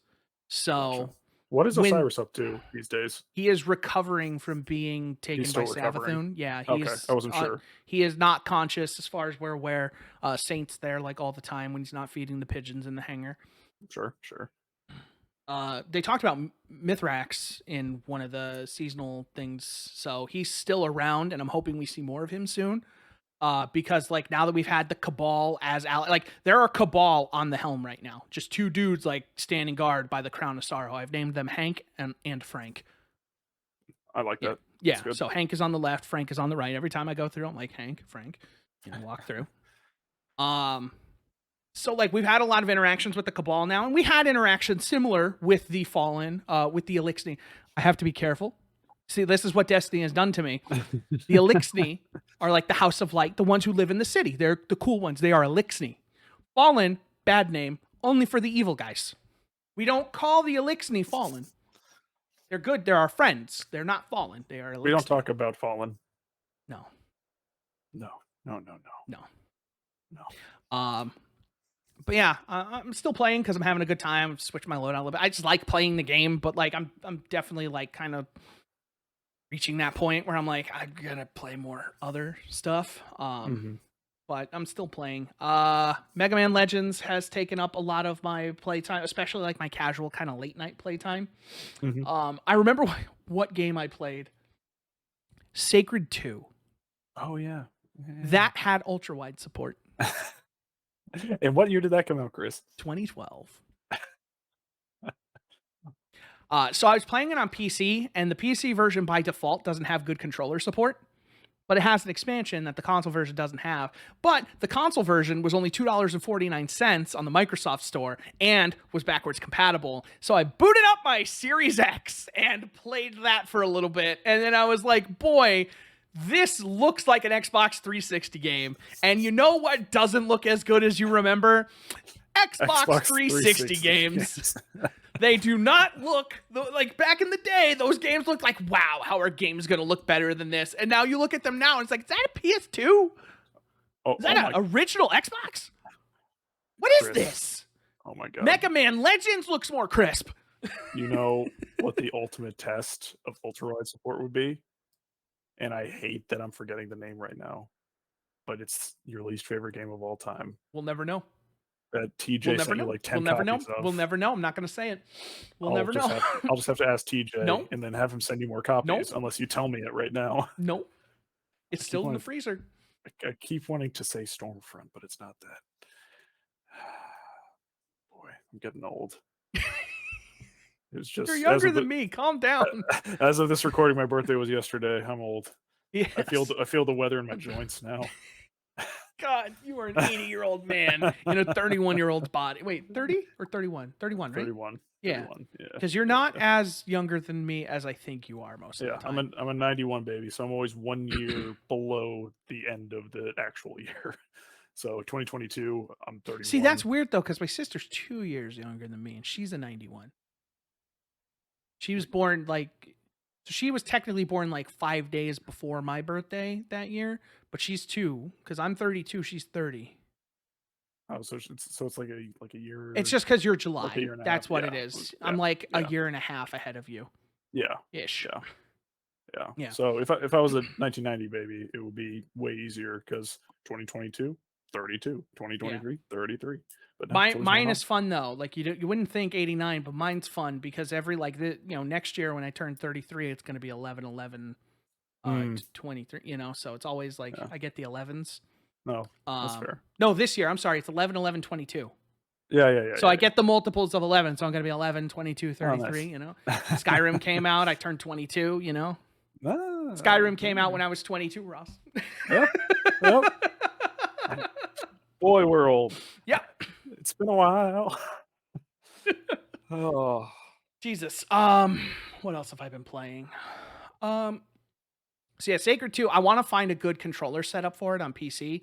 I think I need to download the fan patch though, because it kept crashing. Mhm. I bought a bunch of stuff. Well, not a bunch. I bought a couple things during the Steam sale. Most important is I bought Ace Combat 7 Skies Unknown with the Top Gun Maverick content. Because Solid. I can't wait for that movie to come to Paramount Plus because I just want to watch so many scenes of that movie again. Mm-hmm. That movie is so freaking good. And so little of it has leaked on YouTube. The Avengers, you could watch the whole goddamn movie from fan reactions. Top Gun Maverick, there's like 2 scenes on there. And they're YouTube shorts. And they're in gray. And I'm like, yo, I can watch all of Spider-Man No Way Home, but I can't watch anything from Top Gun Maverick. And maybe that's just a show of respect for Top Gun Maverick. Yo, for real, I feel like that's maybe one of my favorite movies of all time. Yeah. That might be top 5. Really yeah. It's That isn't, and like, it's the only movie on the earth that like, other than like the Avengers because you're emotionally invested in that, but like, had no investment in Top Gun. And like that movie is the ultimate just like hero fulfillment movie where it's just like, of course they got it. Of course they make that shot. But I'm not even mad that they did it. I'm just with them. I'm like, yes. Yeah. I'm like, let's go. I wish I would have worn the shirt on the show, but oh yeah, another announcement from the last podcast. My wife and I are having a child. HalfGen baby. So that's happening. She is Excuse me. out of the first trimester. Just had a appointment with the doctor. Everything looks good. Baby's mostly head right now, which apparently is normal. but is also an Orlando trait, so it could be a little column A, little column B. But I was gifted basically a shirt with the Top Gun logo, but it says Top Dad instead, which is a pretty great shirt. So, It's a little presumptuous, don't you think? No, okay. absolutely. Dude, I'm excited for Mission Impossible Dead Reckoning Part 1 next year because Yeah. I just did a marathon of all of those, and none of those movies, except kind of the second one, are bad. They're all varying degrees of good to great. Dude, Henry Cavill reloaded his fists. It's so good. Oh, I've seen that clip. Yep, Yeah. yep, it's really good. Yep, Yeah. so good. I can't do it too low because I'm gonna punch my desk, but Yep, you get it. yeah. Um, But yeah, so wow, you got Ace Combat with Top Gun. I really have not been playing a lot. I did play. We played a bunch of Elden Ring with the Mm, co-op mod. right. And so the co-op mod does not run on the Elden Ring servers. It runs on Steam servers. So basically what it is it's a single player game that brings other players into it. So everybody can ride their horse. Everybody can, kind of go around. If you die, you just spawn at the nearest site of grace and just run back. They give you a debuff that like reduces your HP until everyone rests at a site of grace. So there's Okay. penalties for that. And then if you die during a boss fight, you spectate the remaining players. So how does that work in terms of like Elden Ring servers and stuff and you being able to use this mod? How does that all work? You're not connecting to Elden Ring servers. You are connecting to each other over Steam. So it's kind of like remote play together type of deal? No. So it's No? just Okay. it's just using it. So it's just directing Elden Ring to a Steam server. Gotcha. So there's no Okay. invasions, there's no like notes on the ground. All that stuff is gone because you're not connecting to FromSoft servers. So how do you join each other? There's an item in game that like you kind of Mhm. set up a password and everything, and then other players just search for that password. And they Oh, just and it join. still works because it's on this Steam server. Just Yep. So you just connect over Steam Gotcha. instead of their servers. So like that's why there's no anti-cheat or anything. That's why there's no invasions and things like that. They disabled invasions unless like it's an NPC invasion. That stuff still happens. Yeah. Some of it can be a little wonky sometimes. Like if you get like there are chests that'll like teleport you places, and like sometimes you'll end up somewhere that your friends can't get to, and then you can't travel. And then there was another scenario where I got teleported to a place and they were like, just rest at a site of grace. I was like, I can't get to the site of grace without dying. And so they had to all get there so we could run through it together. And then we found a boss we couldn't kill yet. So we're going to go back after and take care of that. How many people does it support multiplayer? Well, we've been playing with 3 total. 3 total. Yeah. And it's cool because there's no like, when you kill a boss, it puts down like a little thing that you could just like teleport back to the entrance, just like in Elden Ring, but you can just run around. You can just keep going. So like instead of like kicking people out and then having to go like summon them again, you just stay in the same world. And does it save progress to your actual game? Or is it a separate thing? I believe it saves progress to every person's individual game. Okay, gotcha. I wasn't sure if the next time you would log on into like Elden Ring servers, if you were playing single player, if that would No, like, those are override completely it. different. So this character is not on the official server. So if I booted up the game, there's a separate launcher that you get. So you don't boot up Elden Ring because you would immediately get flagged and banned. Yeah. But the advantage is because we're not using the easy anti-cheat and everything, I can use my ultra-wide mod, and it works perfectly because Elden Ring runs an ultra-wide. It just puts black bars on the side. No advantage, no advantage. Sacred 2. Mega Man Legends. I bet I could get Mega Man Legends to run an ultra-wide. Yeah. It wouldn't because like Mega Man Legends doesn't load chunks far enough out for that. It doesn't do it enough for 16:9. So many times I see the world that doesn't exist. I see through objects I'm not supposed to be able to see through. It's great. That just means it's time for you to will the remake into existence. It has to happen. Yeah. The timing is perfect. Come on, this is the perfect time. People are digging those single player open world games. And imagine how good that game could look. It speaks for itself. You would have to use the Mega Man model from like Street Fighter 5 though. No. That could be DLC. Then you charge people for that. See that? See that? There it is. You know, people would fall in love with Tron Bonne. You know, she's great. The hell else have I been playing? I haven't really been playing a lot, to be honest. You know, That's fair. not a wide Usually variety. I'm the one. I've been busy with life stuff. You know, going through my Mhm. promotion at work, training. I've been exhausted because I've been doing a lot. So I haven't even been bringing my Steam Deck to work because like I Mhm. can't like now that I'm in my store though I can finally like bring my stuff and I know where it'll be and I know it'll be safe. Yeah. So I might start doing that again. I'm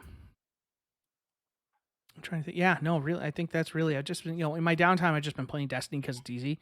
Yeah. And then it's just like, okay, well, I can play a lot of this and then go to sleep. You know. Mhm. I have been playing that mobile game we got sponsored for. At first, I wasn't sure, and I was like, but then you know, Tony Cipher, you know, got into it, and then TJ started playing it, and then TJ got really into it. So now we're playing together, and that turned into a thing we weren't expecting. So we've been playing that a lot, and that's been kind of cool. Nice.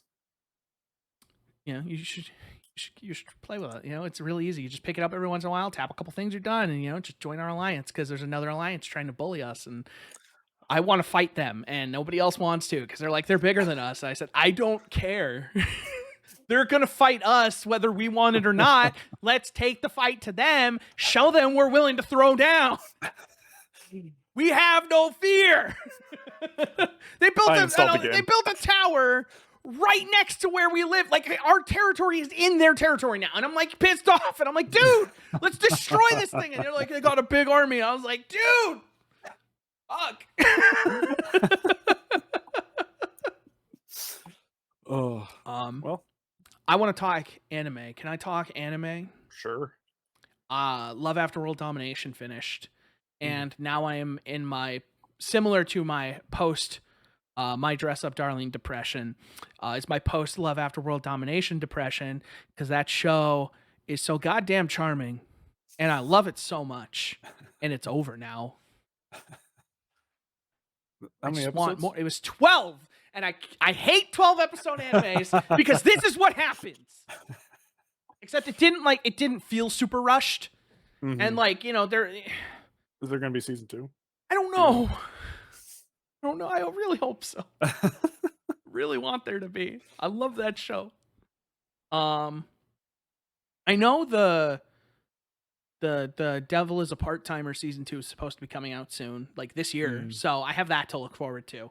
I yeah. haven't figured out what's going to be my summer anime because Dress Up Darling was winter. My the Love After World Domination was spring, so I have to find a summer anime. Mm. I fell off real hard of Spy Family because those episodes started feeling kind of samey, and I really should go and watch because I think that ended at 12, but they're making more that are coming soon. Mhm. But I Um, kind of fell off that show real hard. so apparently, my beloved darling has announced that they will be holding a special event for the anime on September 17th in Japan That later show this is year. definitely getting a season 2. Yeah, the demand is very high. Yeah, So because it's probably good. in September is when they will officially announce it, most likely at Good. this So I'll event. have that to look forward to after Attack on Titan. And then I really hope Love After World Dominate because that show is just so cheeky and campy and great. Because like I said, it's just Power Rangers and like they do like in the final episode they do the transformation again. They have their little wrist things and they're like go and they hit them and like they do the thing the taste of strawberry, the power of justice, and it's just like yes. And they all go through their thing. The taste of soda. The scent of peach, the taste of love. It's just so stupid, and I love it. They fight a giant baby. It's just so great. Oh, the Mass Effect 2 final boss? And it's just like the whole show is stupid because like Gecko has the evil group Gecko has a no dating policy, and then a bunch of them start dating and like they're gossiping about it, and they're like, but don't tell anyone. And like their commander doesn't know, even though they're like all really obvious and everyone knows. Their like supreme leader doesn't know somehow. Like the show is so goddamn charming. I love it so much. I don't know what it is. I hate 12 episode animes, but two of my favorite like ever now are. And then I want to watch Sword Art again because the theme song got stuck in my head the other day, and now I'm like, fuck. I was gonna watch Full Metal Alchemist because I'm like, I need to watch that again to see where that fits now post Attack on Titan, and then I got the stupid Sword Art theme in my head, and I'm like, oh god, am I gonna really watch that exhausting ass show again? And yeah, I'm probably gonna do it. Anime's been good to me this year. Crunchyroll has been real good to me.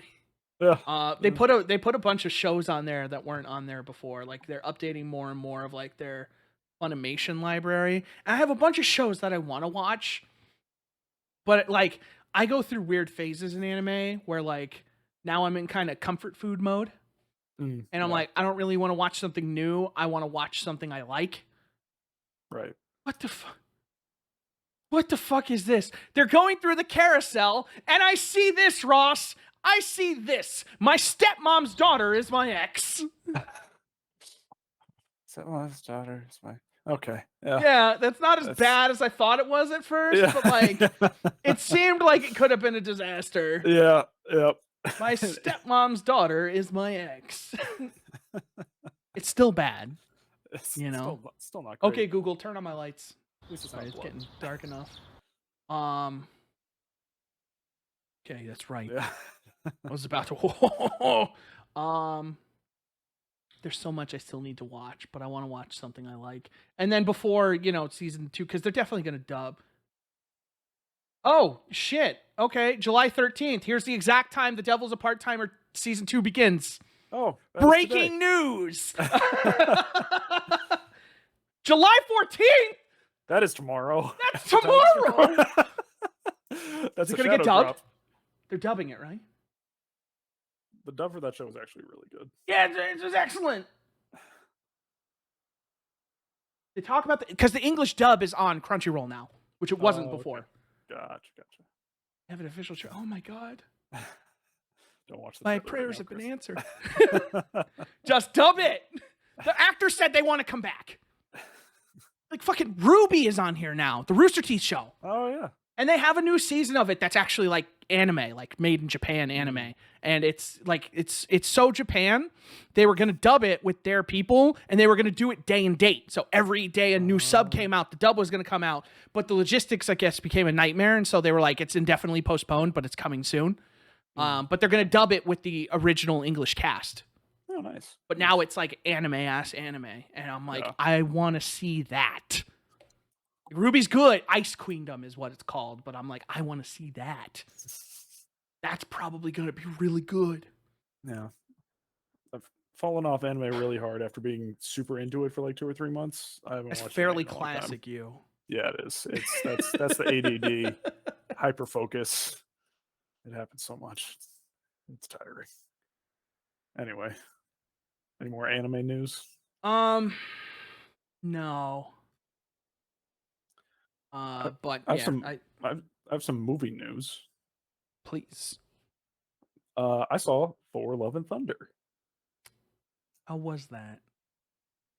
Looking at the Rotten Tomatoes score, it's like sitting around like I think like a 65 for critics and like an 81 for the audience. And I think there are a few too many jokes in the movie. I think a couple of scenes would have benefited from not throwing a joke in at the end of a serious scene.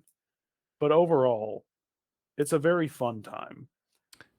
Can I ask you in as spoiler-free a way as possible? Sure. How is the whole Natalie Portman Thor thing? It's good. It is how it is done in the comics. For the reasoning and how it comes to be. I'm glad they brought Natalie Portman back. They did her dirty in the early Thor movies for how good of an actress she is. Did you hear? I don't remember how to say the director's name. Taika Waititi. Taika Waititi? Yeah. Okay. He asked her if she wanted to be in a Star Wars movie because he's doing that Star Wars movie, and she's like, "I was in 3 of them."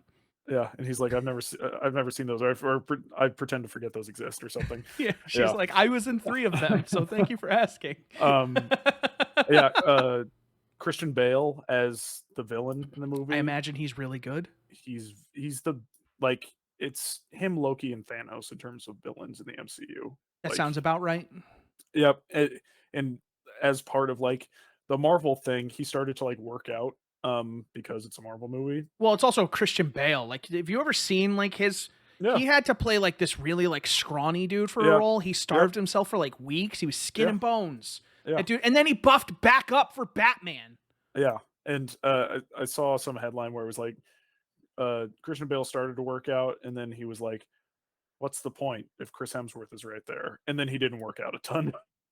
So, but he's really good in that movie. And I've come to appreciate Christian Bale more as an actor thanks mhm, to his non-Batman roles because yeah, I think he's just okay in those movies, which is mhm, kind of an unpopular opinion.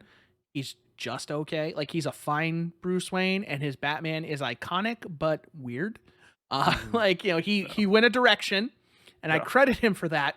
Not the direction I would have gone, but you know, but like, after all those movies, it's like seeing like American Psycho and then seeing like bits and pieces here of like Ford versus Ferrari and mhm. stuff like that. And I'm like, Christian Bale's really good. Like, did you ever see American Psycho? No, I never did. American Psycho, a fucking fantastic movie. And it Yeah, is like gory as shit. And it has like I think it's like a really good ending. Like it's a weird ending, but it's really good.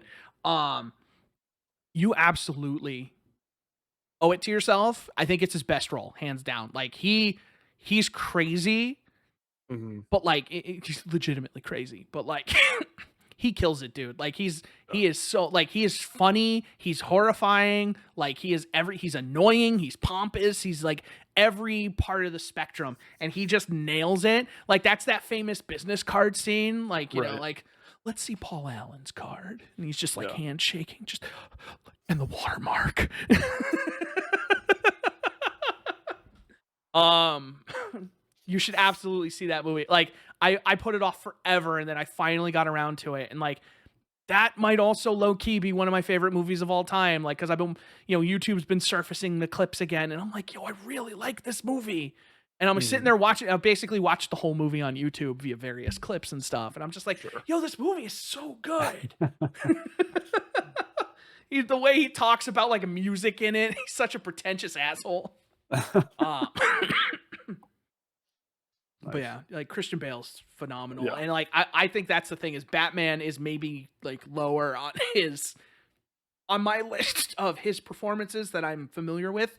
mhm, Batman's kind of low on that actually, yeah, so or mid yeah, tier. yeah, Apologies, the cough um, still will not go away. yeah, yeah. We're three It's months running. but yeah, overall, I think Thor is worth seeing. It's I don't know kind of where they take it from here. To be honest, there was a good kind of conclusion for one character in the story, which was nice to see. And I don't know if they'll bring that character back in any way, shape, or form in the future. Um, but enough of the jokes hit, and I think the action scenes are good. Um, that I don't think it's good as Thor Ragnarok, but it's still a solid MCU comedy movie, more or less. So I like it more than I like Doctor Strange and the Multiverse of Madness. I came out of the movie saying it's fine. It was fine. Still need to watch Shang Chi. That's the one Marvel movie that's in my blind spot. That was during like COVID stuff, and Ali and I want to watch that. It's on Disney Plus, so that's I still have next to up. see Black Widow because I want to watch that because I like Black Widow, and I Black heard Widow that movie is entirely mediocre. But Black Widow is like a solid like 7 out of 10. If it would have come out before like when it was originally supposed to come out, I think it would have hit a lot that harder. movie came out way too late. It It, lost all it meaning did. at that Yep. point. Yeah. Yeah. Like Absolutely. that movie should have come out before Endgame. Yeah. Yeah. It should Like have. that 100%. should have come out before Endgame. Because if Yeah. you had done it before Endgame, that would have only built on that scene happening in Endgame. I think it would have been better to build that up than to build off of that. Yeah. No, I totally agree. Like if you do But it in a nice in between, perfect. the best thing about the Black Widow movie is that it introduces her little sister Yelena Belova, who is an amazing character, who showed up in the Hawkeye series, which the Hawkeye series was really good. The Miss Marvel series on Disney Plus right now is also really Here's good. very good. It's I hear very it might be good. the best one. It might I would need time to think on it, but it might be. The season finale just came out today. I haven't had a chance to watch it yet, but the first 5 episodes have been very, very good. Um, so, so yeah, it's I didn't people get watch Obi-Wan, but I saw the final battle. You know, yeah, the thing you oh watch yeah, it for, I guess, you know. yeah, I was you know, it's probably because I didn't watch the whole series, but I was just whelmed. yeah. It's Obi-Wan started strong and ended strong, and the middle was kind of a mess a little bit. It was originally supposed to be a movie, and I think as a movie it would have worked a lot better. There's a fan edit of the series into like a movie, and apparently it's very good. Um, but I think it was well worth them bringing back Ewan McGregor and Hayden Christensen. I think Hayden Christensen he didn't get a ton of screen time, but in episode 5, I think it was, as Obi-Wan's like pondering things, he has a flashback to him and Anakin training in the Jedi Temple when like episode 2 Anakin, so he's like the Padawan with the braid and stuff, Mhm. and it's Hayden Christensen, and it's like, oh my god, my heart. Yep, yep. They brought him back for this moment, and boy, as a Star Wars fan, boy, is it working.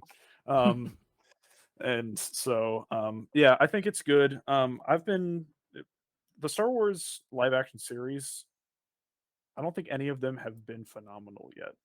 I think Mandalorian was really solid. Book of Boba Fett was good.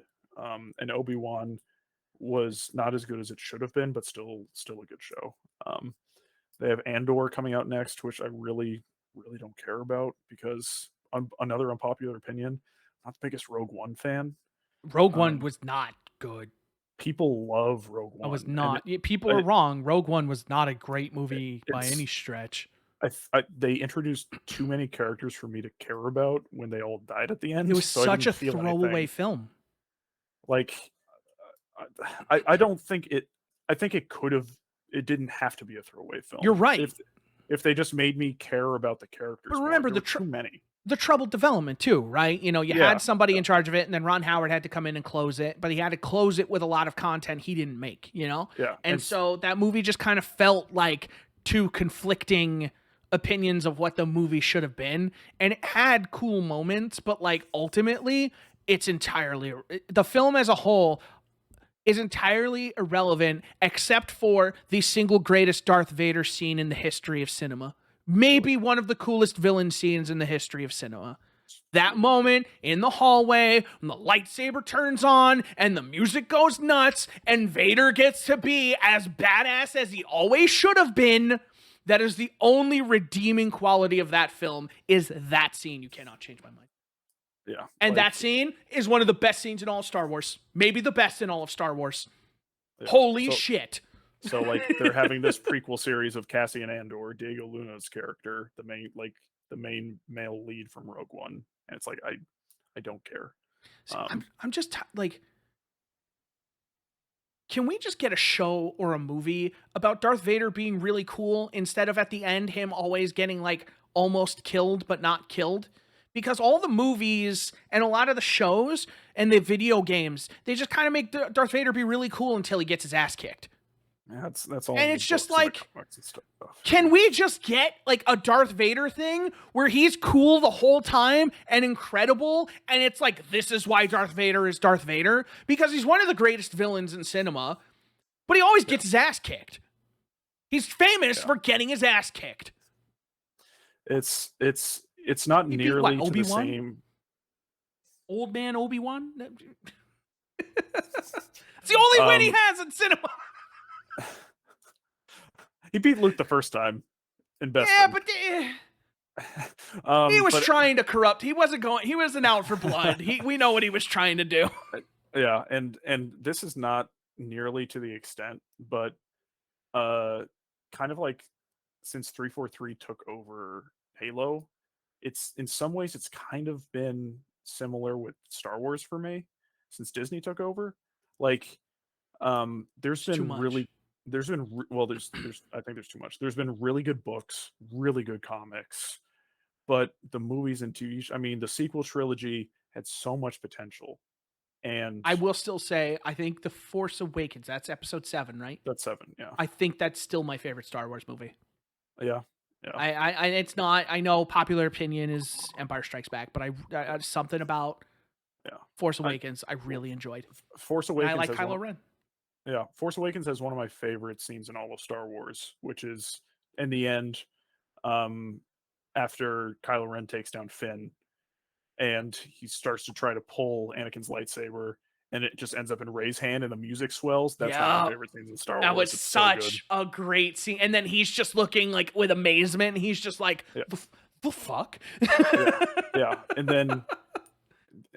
and then episode 9, Rey's Palpatine, and it's like hearing behind the scenes stuff of where that was changing like day to day while they were shooting. Some days she wasn't, some days she was. It's just like they went into the sequel trilogy without a plan, and it shows. You knew that movie was gonna be bad when you have Oscar Isaac standing there saying, somehow Palpatine has returned.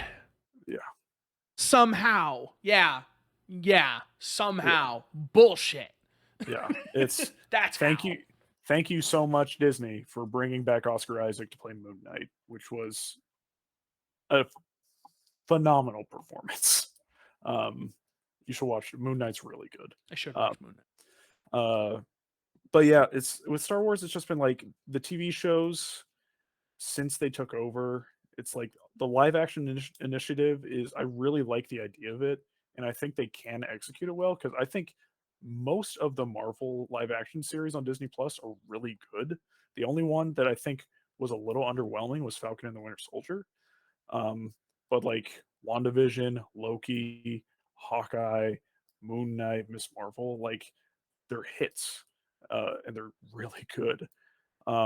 It's just I don't I don't know. Like this, I just got this.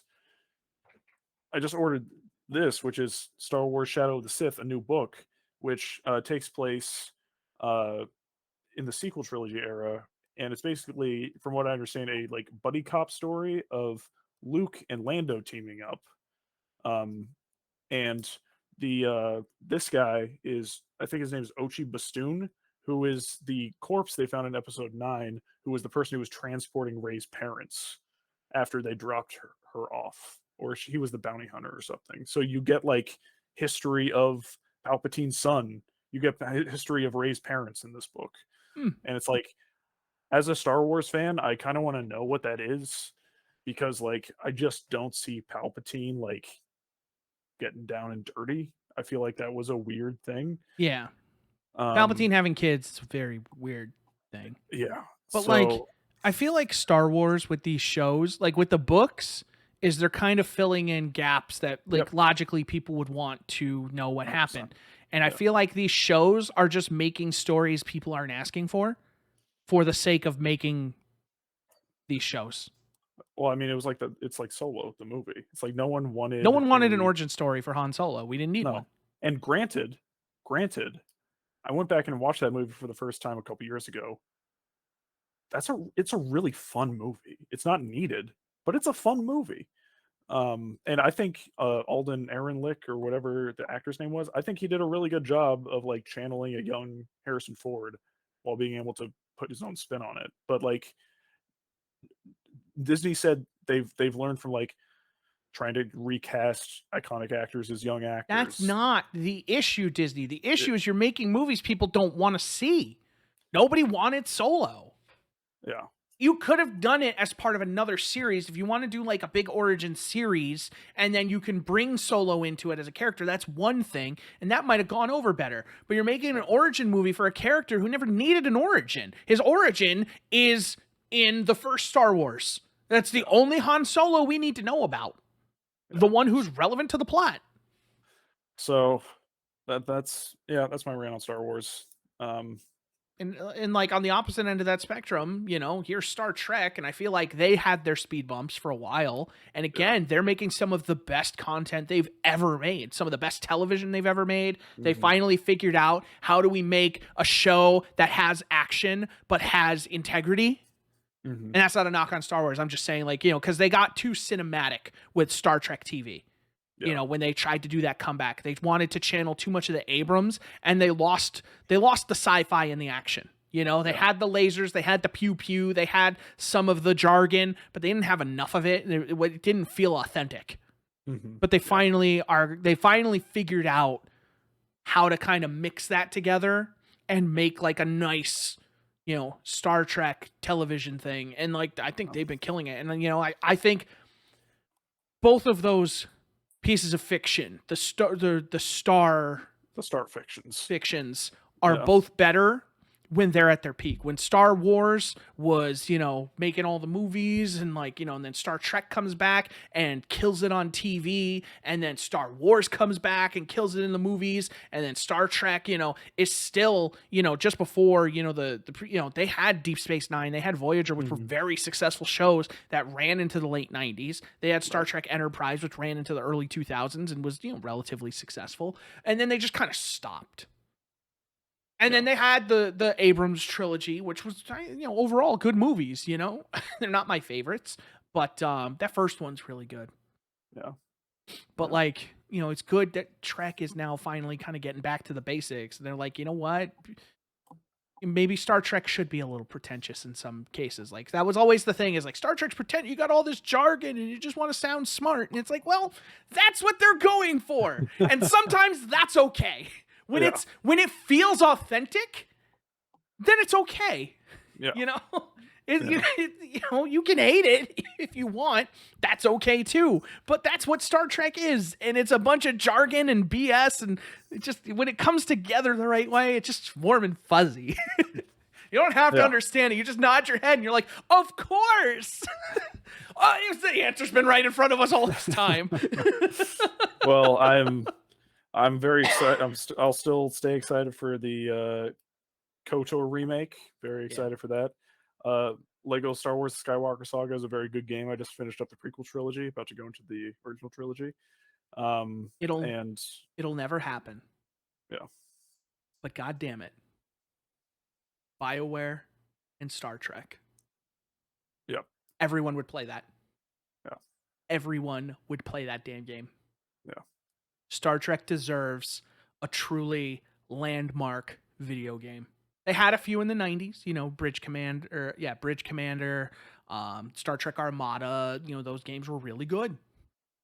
But Star Trek has never had that KOTOR game. They've never had that game that, like, the reverence for it lasts for decades. They never had a game worth remaking or remastering. Right. And you know what? Somebody needs to do that. And I think like the Mass Effect format is the perfect format for that. The question is, do you add ship combat? I don't know. Maybe you don't need it. Maybe it's just like you're in the captain's at some point. Like the difference with Star Trek to Mass Effect is you have to be in the captain's chair at some point. Yeah. Shepard, you're never like controlling the ship. You have like your occasional thing, like attack, but like you got to have the thing as like, the options of like, raise shields, hail them, get us out of here. You got to be able to have those decisions, and those decisions have to have ramifications. Even if you don't control the ship, I want to be able to be like on screen, Yeah. And I want to negotiate with somebody, like, lower your shields. We're here. We're with the Federation, goddammit. Do you know who we are? This is the USS, whatever the hell this ship is. Do you know what you're doing? You are attacking a Federation colony. That's what I want in a video game. I want to yell at somebody in Star Trek. This is a Federation outpost. Yeah. But that's why Bridge Crew is so fun, because like you get to do this stuff. That's why, like, man, I don't care. I unapologetically role play when we're playing Bridge Crew, because that is more fun. Mr. Orlando, do we have a lock on them? What makes it even better is the jank animations of the motion controllers and the head and just stuff. Like, Mr. Orlando, do we have them? I'll press this button right here. Yeah. It's just like, hold on, I have to invert my arms, and okay, Captain, I have them. Yeah. Mr. Patches, take us out. Yeah. Yeah. Ray Shields, get us out of here. God, So that game, I want a new one of those. I With want one so PlayStation bad. VR 2, make a new Bridge Crew. Yeah. God, I love That it. game is so fun. That is still maybe my favorite VR game. My favorite VR experience. It's probably mine too. It just felt so good. That's the Star Trek game. Yeah, true. Maybe that's the best Star Trek game ever made. That's not a bad thing. No. That's No. not a bad thing. It'd be better than any Star Wars VR game. I mean, they have that going for them. Yeah. Finishing up with me on TV. I also finished up The Boys season 3. I really want to watch that show, but I haven't started it. It's really good. I heard season 3 was excellent. Season 3 was excellent. I did not like the final episode very much. But the lead up to it was really good. And I'm excited for season 4. I heard a lot of people saying that season 3 is like the best season of that show, which is like that doesn't always happen in those shows. It's the Boys is definitely one of those rare shows where it legitimately gets better season to season. And yeah, it's worth watching when you get a chance. It's really, really good. Well, because I liked Invincible, and everybody's like, if you like Invincible, you'll probably like The Boys. Yeah. And everybody's like, if you like The Boys, you probably like Invincible. And I'm still waiting for them to announce season 2 of Invincible. Did you ever get around to that? I never did. No, Really I good. need to. Really I read like the first 3 like Ultimate Edition collections of the comics, and I was like, So- this is really good. It doesn't happen in chronological comic order. Some stuff, Okay. the way season 1 ends, some things that happen after that in the comics happen before it in the show. Oh, okay. So there's the big Okay, event. that's Well, fine. you've read the comics. You know the kind of Omni-Man situation. Yeah. So you know, like when he fucks off, Yeah. some of the stuff that happens after that happens before that in the show, like the Mars mission. Oh, okay. Yeah. Mars mission is in season 1 Gotcha. Okay. because Omni-Man is doing his thing, and so they send Mark instead. But like they hinted at a lot of that stuff from that mission for season 2, so that's going to be a big part of season 2. Is like the ramifications of the shape shifting stuff. That's going to be neat. But yeah, Invincible was really good. The acting was really good, and I gotta say, I wish more people would do it. Amazon's little feature of being able to like see on the side of like, this is who these actors are. Oh, Amazon X-Ray is the feature. Yes, but like I heard a character and I'm like, I think that's Michael Dorn, the guy who plays Worf. Yeah. And I'm like, I think that's Michael Dorn, and I go over, that's Michael Dorn. I'm like, let's go. Have you, Michael Dorn is at his best when he's a ravage beast or a savage beast, whatever. Have you watched The Legend of Vox Machina yet? The Critical No, Role I have show? not. You should watch that. I need to watch that. Yep. Yeah. You watch that's Invincible, good. I'll watch The Boys and Vox Machina. Cool. I feel like you get easier homework than I do. I got to give you something harder than that. Play Mega Man Legends. Okay. Well, I can play it pretty easily at this point. And its sequel. I'm kind of looking forward to getting through the first one because I want to get to the sequel. But like, I'm really laser focused on getting this one. So in Mega Man Legends 1, I got the first weapon I needed. You get these extra weapons. Most of them suck. Don't matter. Totally irrelevant. I got a vacuum arm. And the reason you want the vacuum arm is because picking up the crystals on the ground is awful because they have no pull to you. You have to physically be pixel perfect on top of them to pick them up, and they fade away in like 3 seconds. Vacuum arm pulls them to you, just kind of whoop right into you. You upgrade it like a couple times. It's infinite use. So you use that because you got to farm up like 1.3 million fucking zenny. Because there's this missile launcher in the game. I think it's called the Active Buster in the first game. It's basically these homing rockets, and when you get the last upgrade, they're infinite. And when you fight the final boss, you kill them in about 4 seconds. Yeah. Because it's rapid fire. So you're just a machine gun of homing missiles, and he just kind of dies like a bitch. Fair enough. It's the most expensive weapon to upgrade in the game. So like, I'm just like, in my mind, I'm just like, that is my only focus.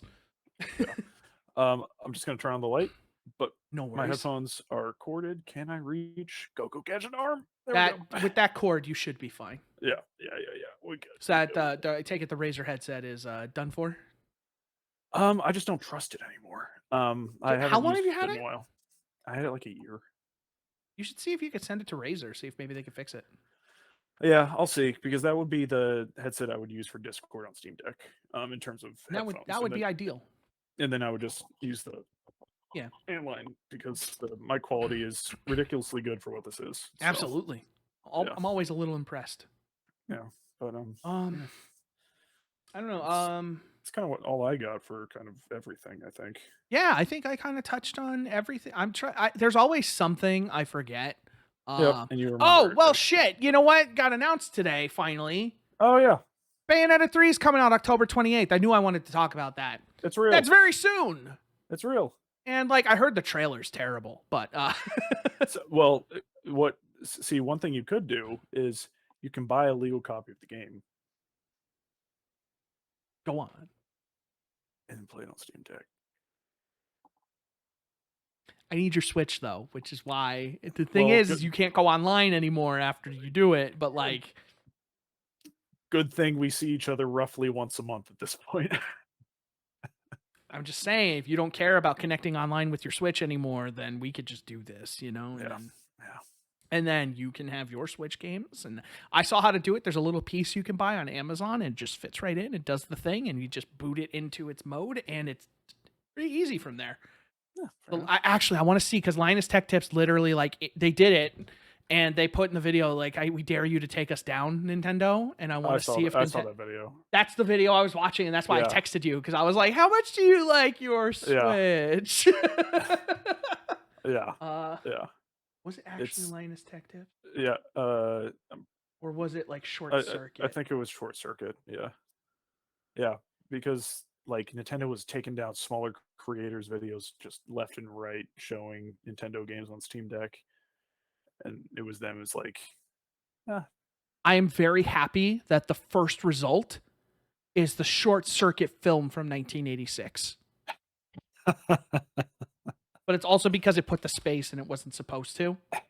So now that gives the result. But if you put the space, the first result is the 1996 film. Yes, number 5 is alive.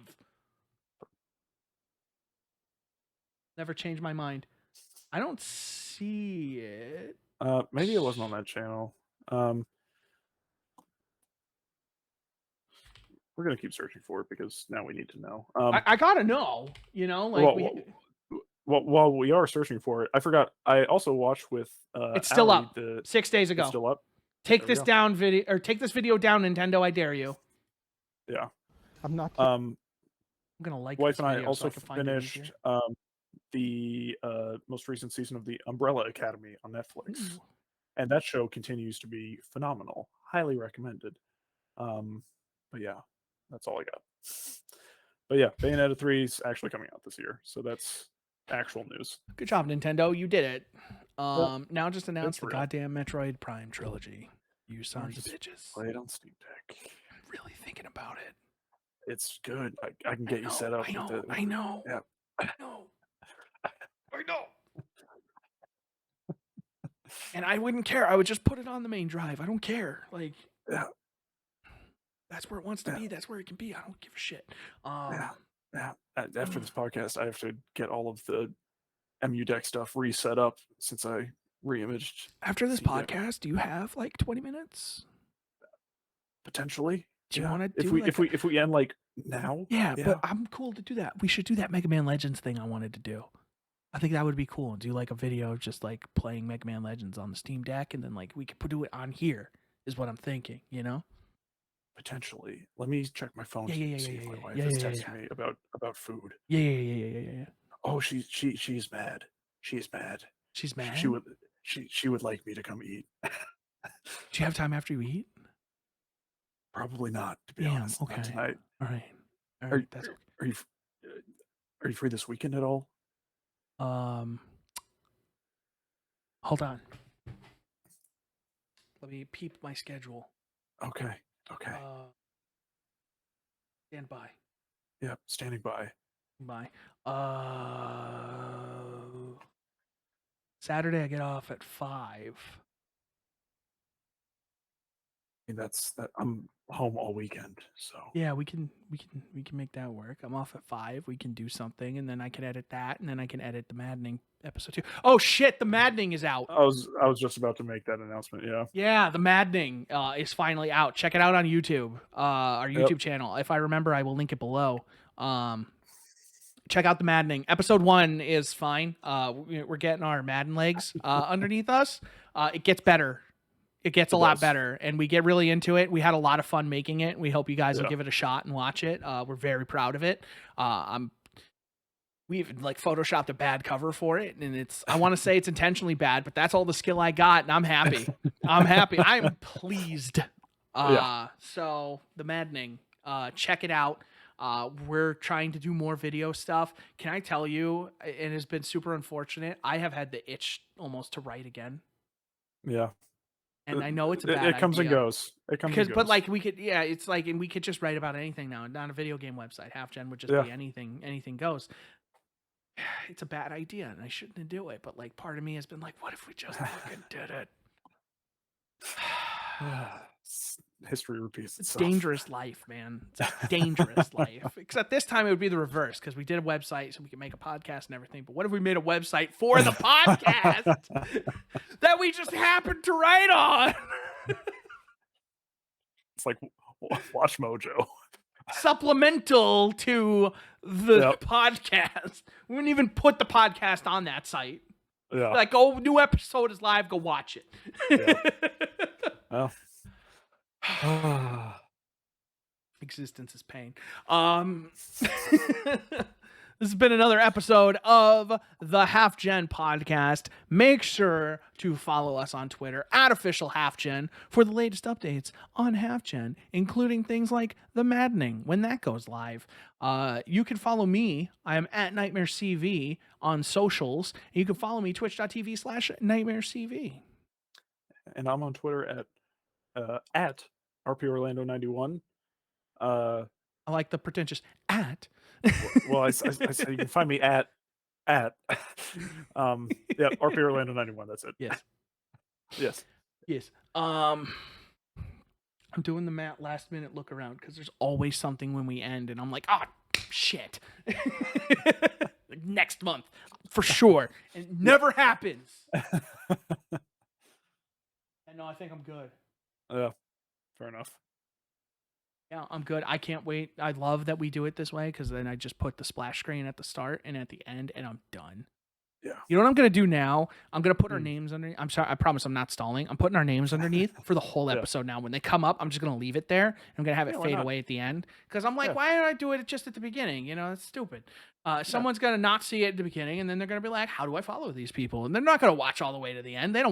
Nobody is listening to this. It's literally the two of us just talking nonsense for a set amount of time. I want to know, if you're listening to the podcast to this point, okay, I want you to @me or @officialhalfgen. Let's get some engagement there.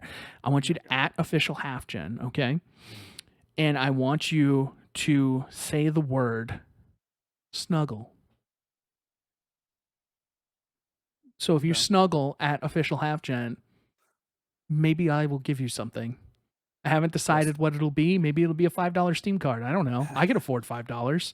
If you @HalfGen, official HalfGen snuggle, I will maybe reach out to you and send you a $5 Steam gift card. You're probably not a bot because you listened to this whole thing. So you'd probably be a real person, and maybe I'll DM you a $5 Steam gift card. Who knows? If Russell doesn't do this, I'll be vastly disappointed. God damn it. Especially if it's someone I know, it might be 10. I don't know. Thanks for listening. Thanks for watching on YouTube. Thanks for listening. Please give us 5 stars, because like we need it for our self-esteem. I need it. Maybe not him. He doesn't care, but I need it for my self-esteem, because it's fragile. At this point, I've just stopped caring about anything except my future child that's 90% head. Yep, 90% 90% head, right? That's the title. Yep. 90% head. Okay. Yep. All right. I'm glad this was worth it. I'm so glad we did this. Thank you for watching. Thank you for listening. We'll catch you on the next one. Bye-bye.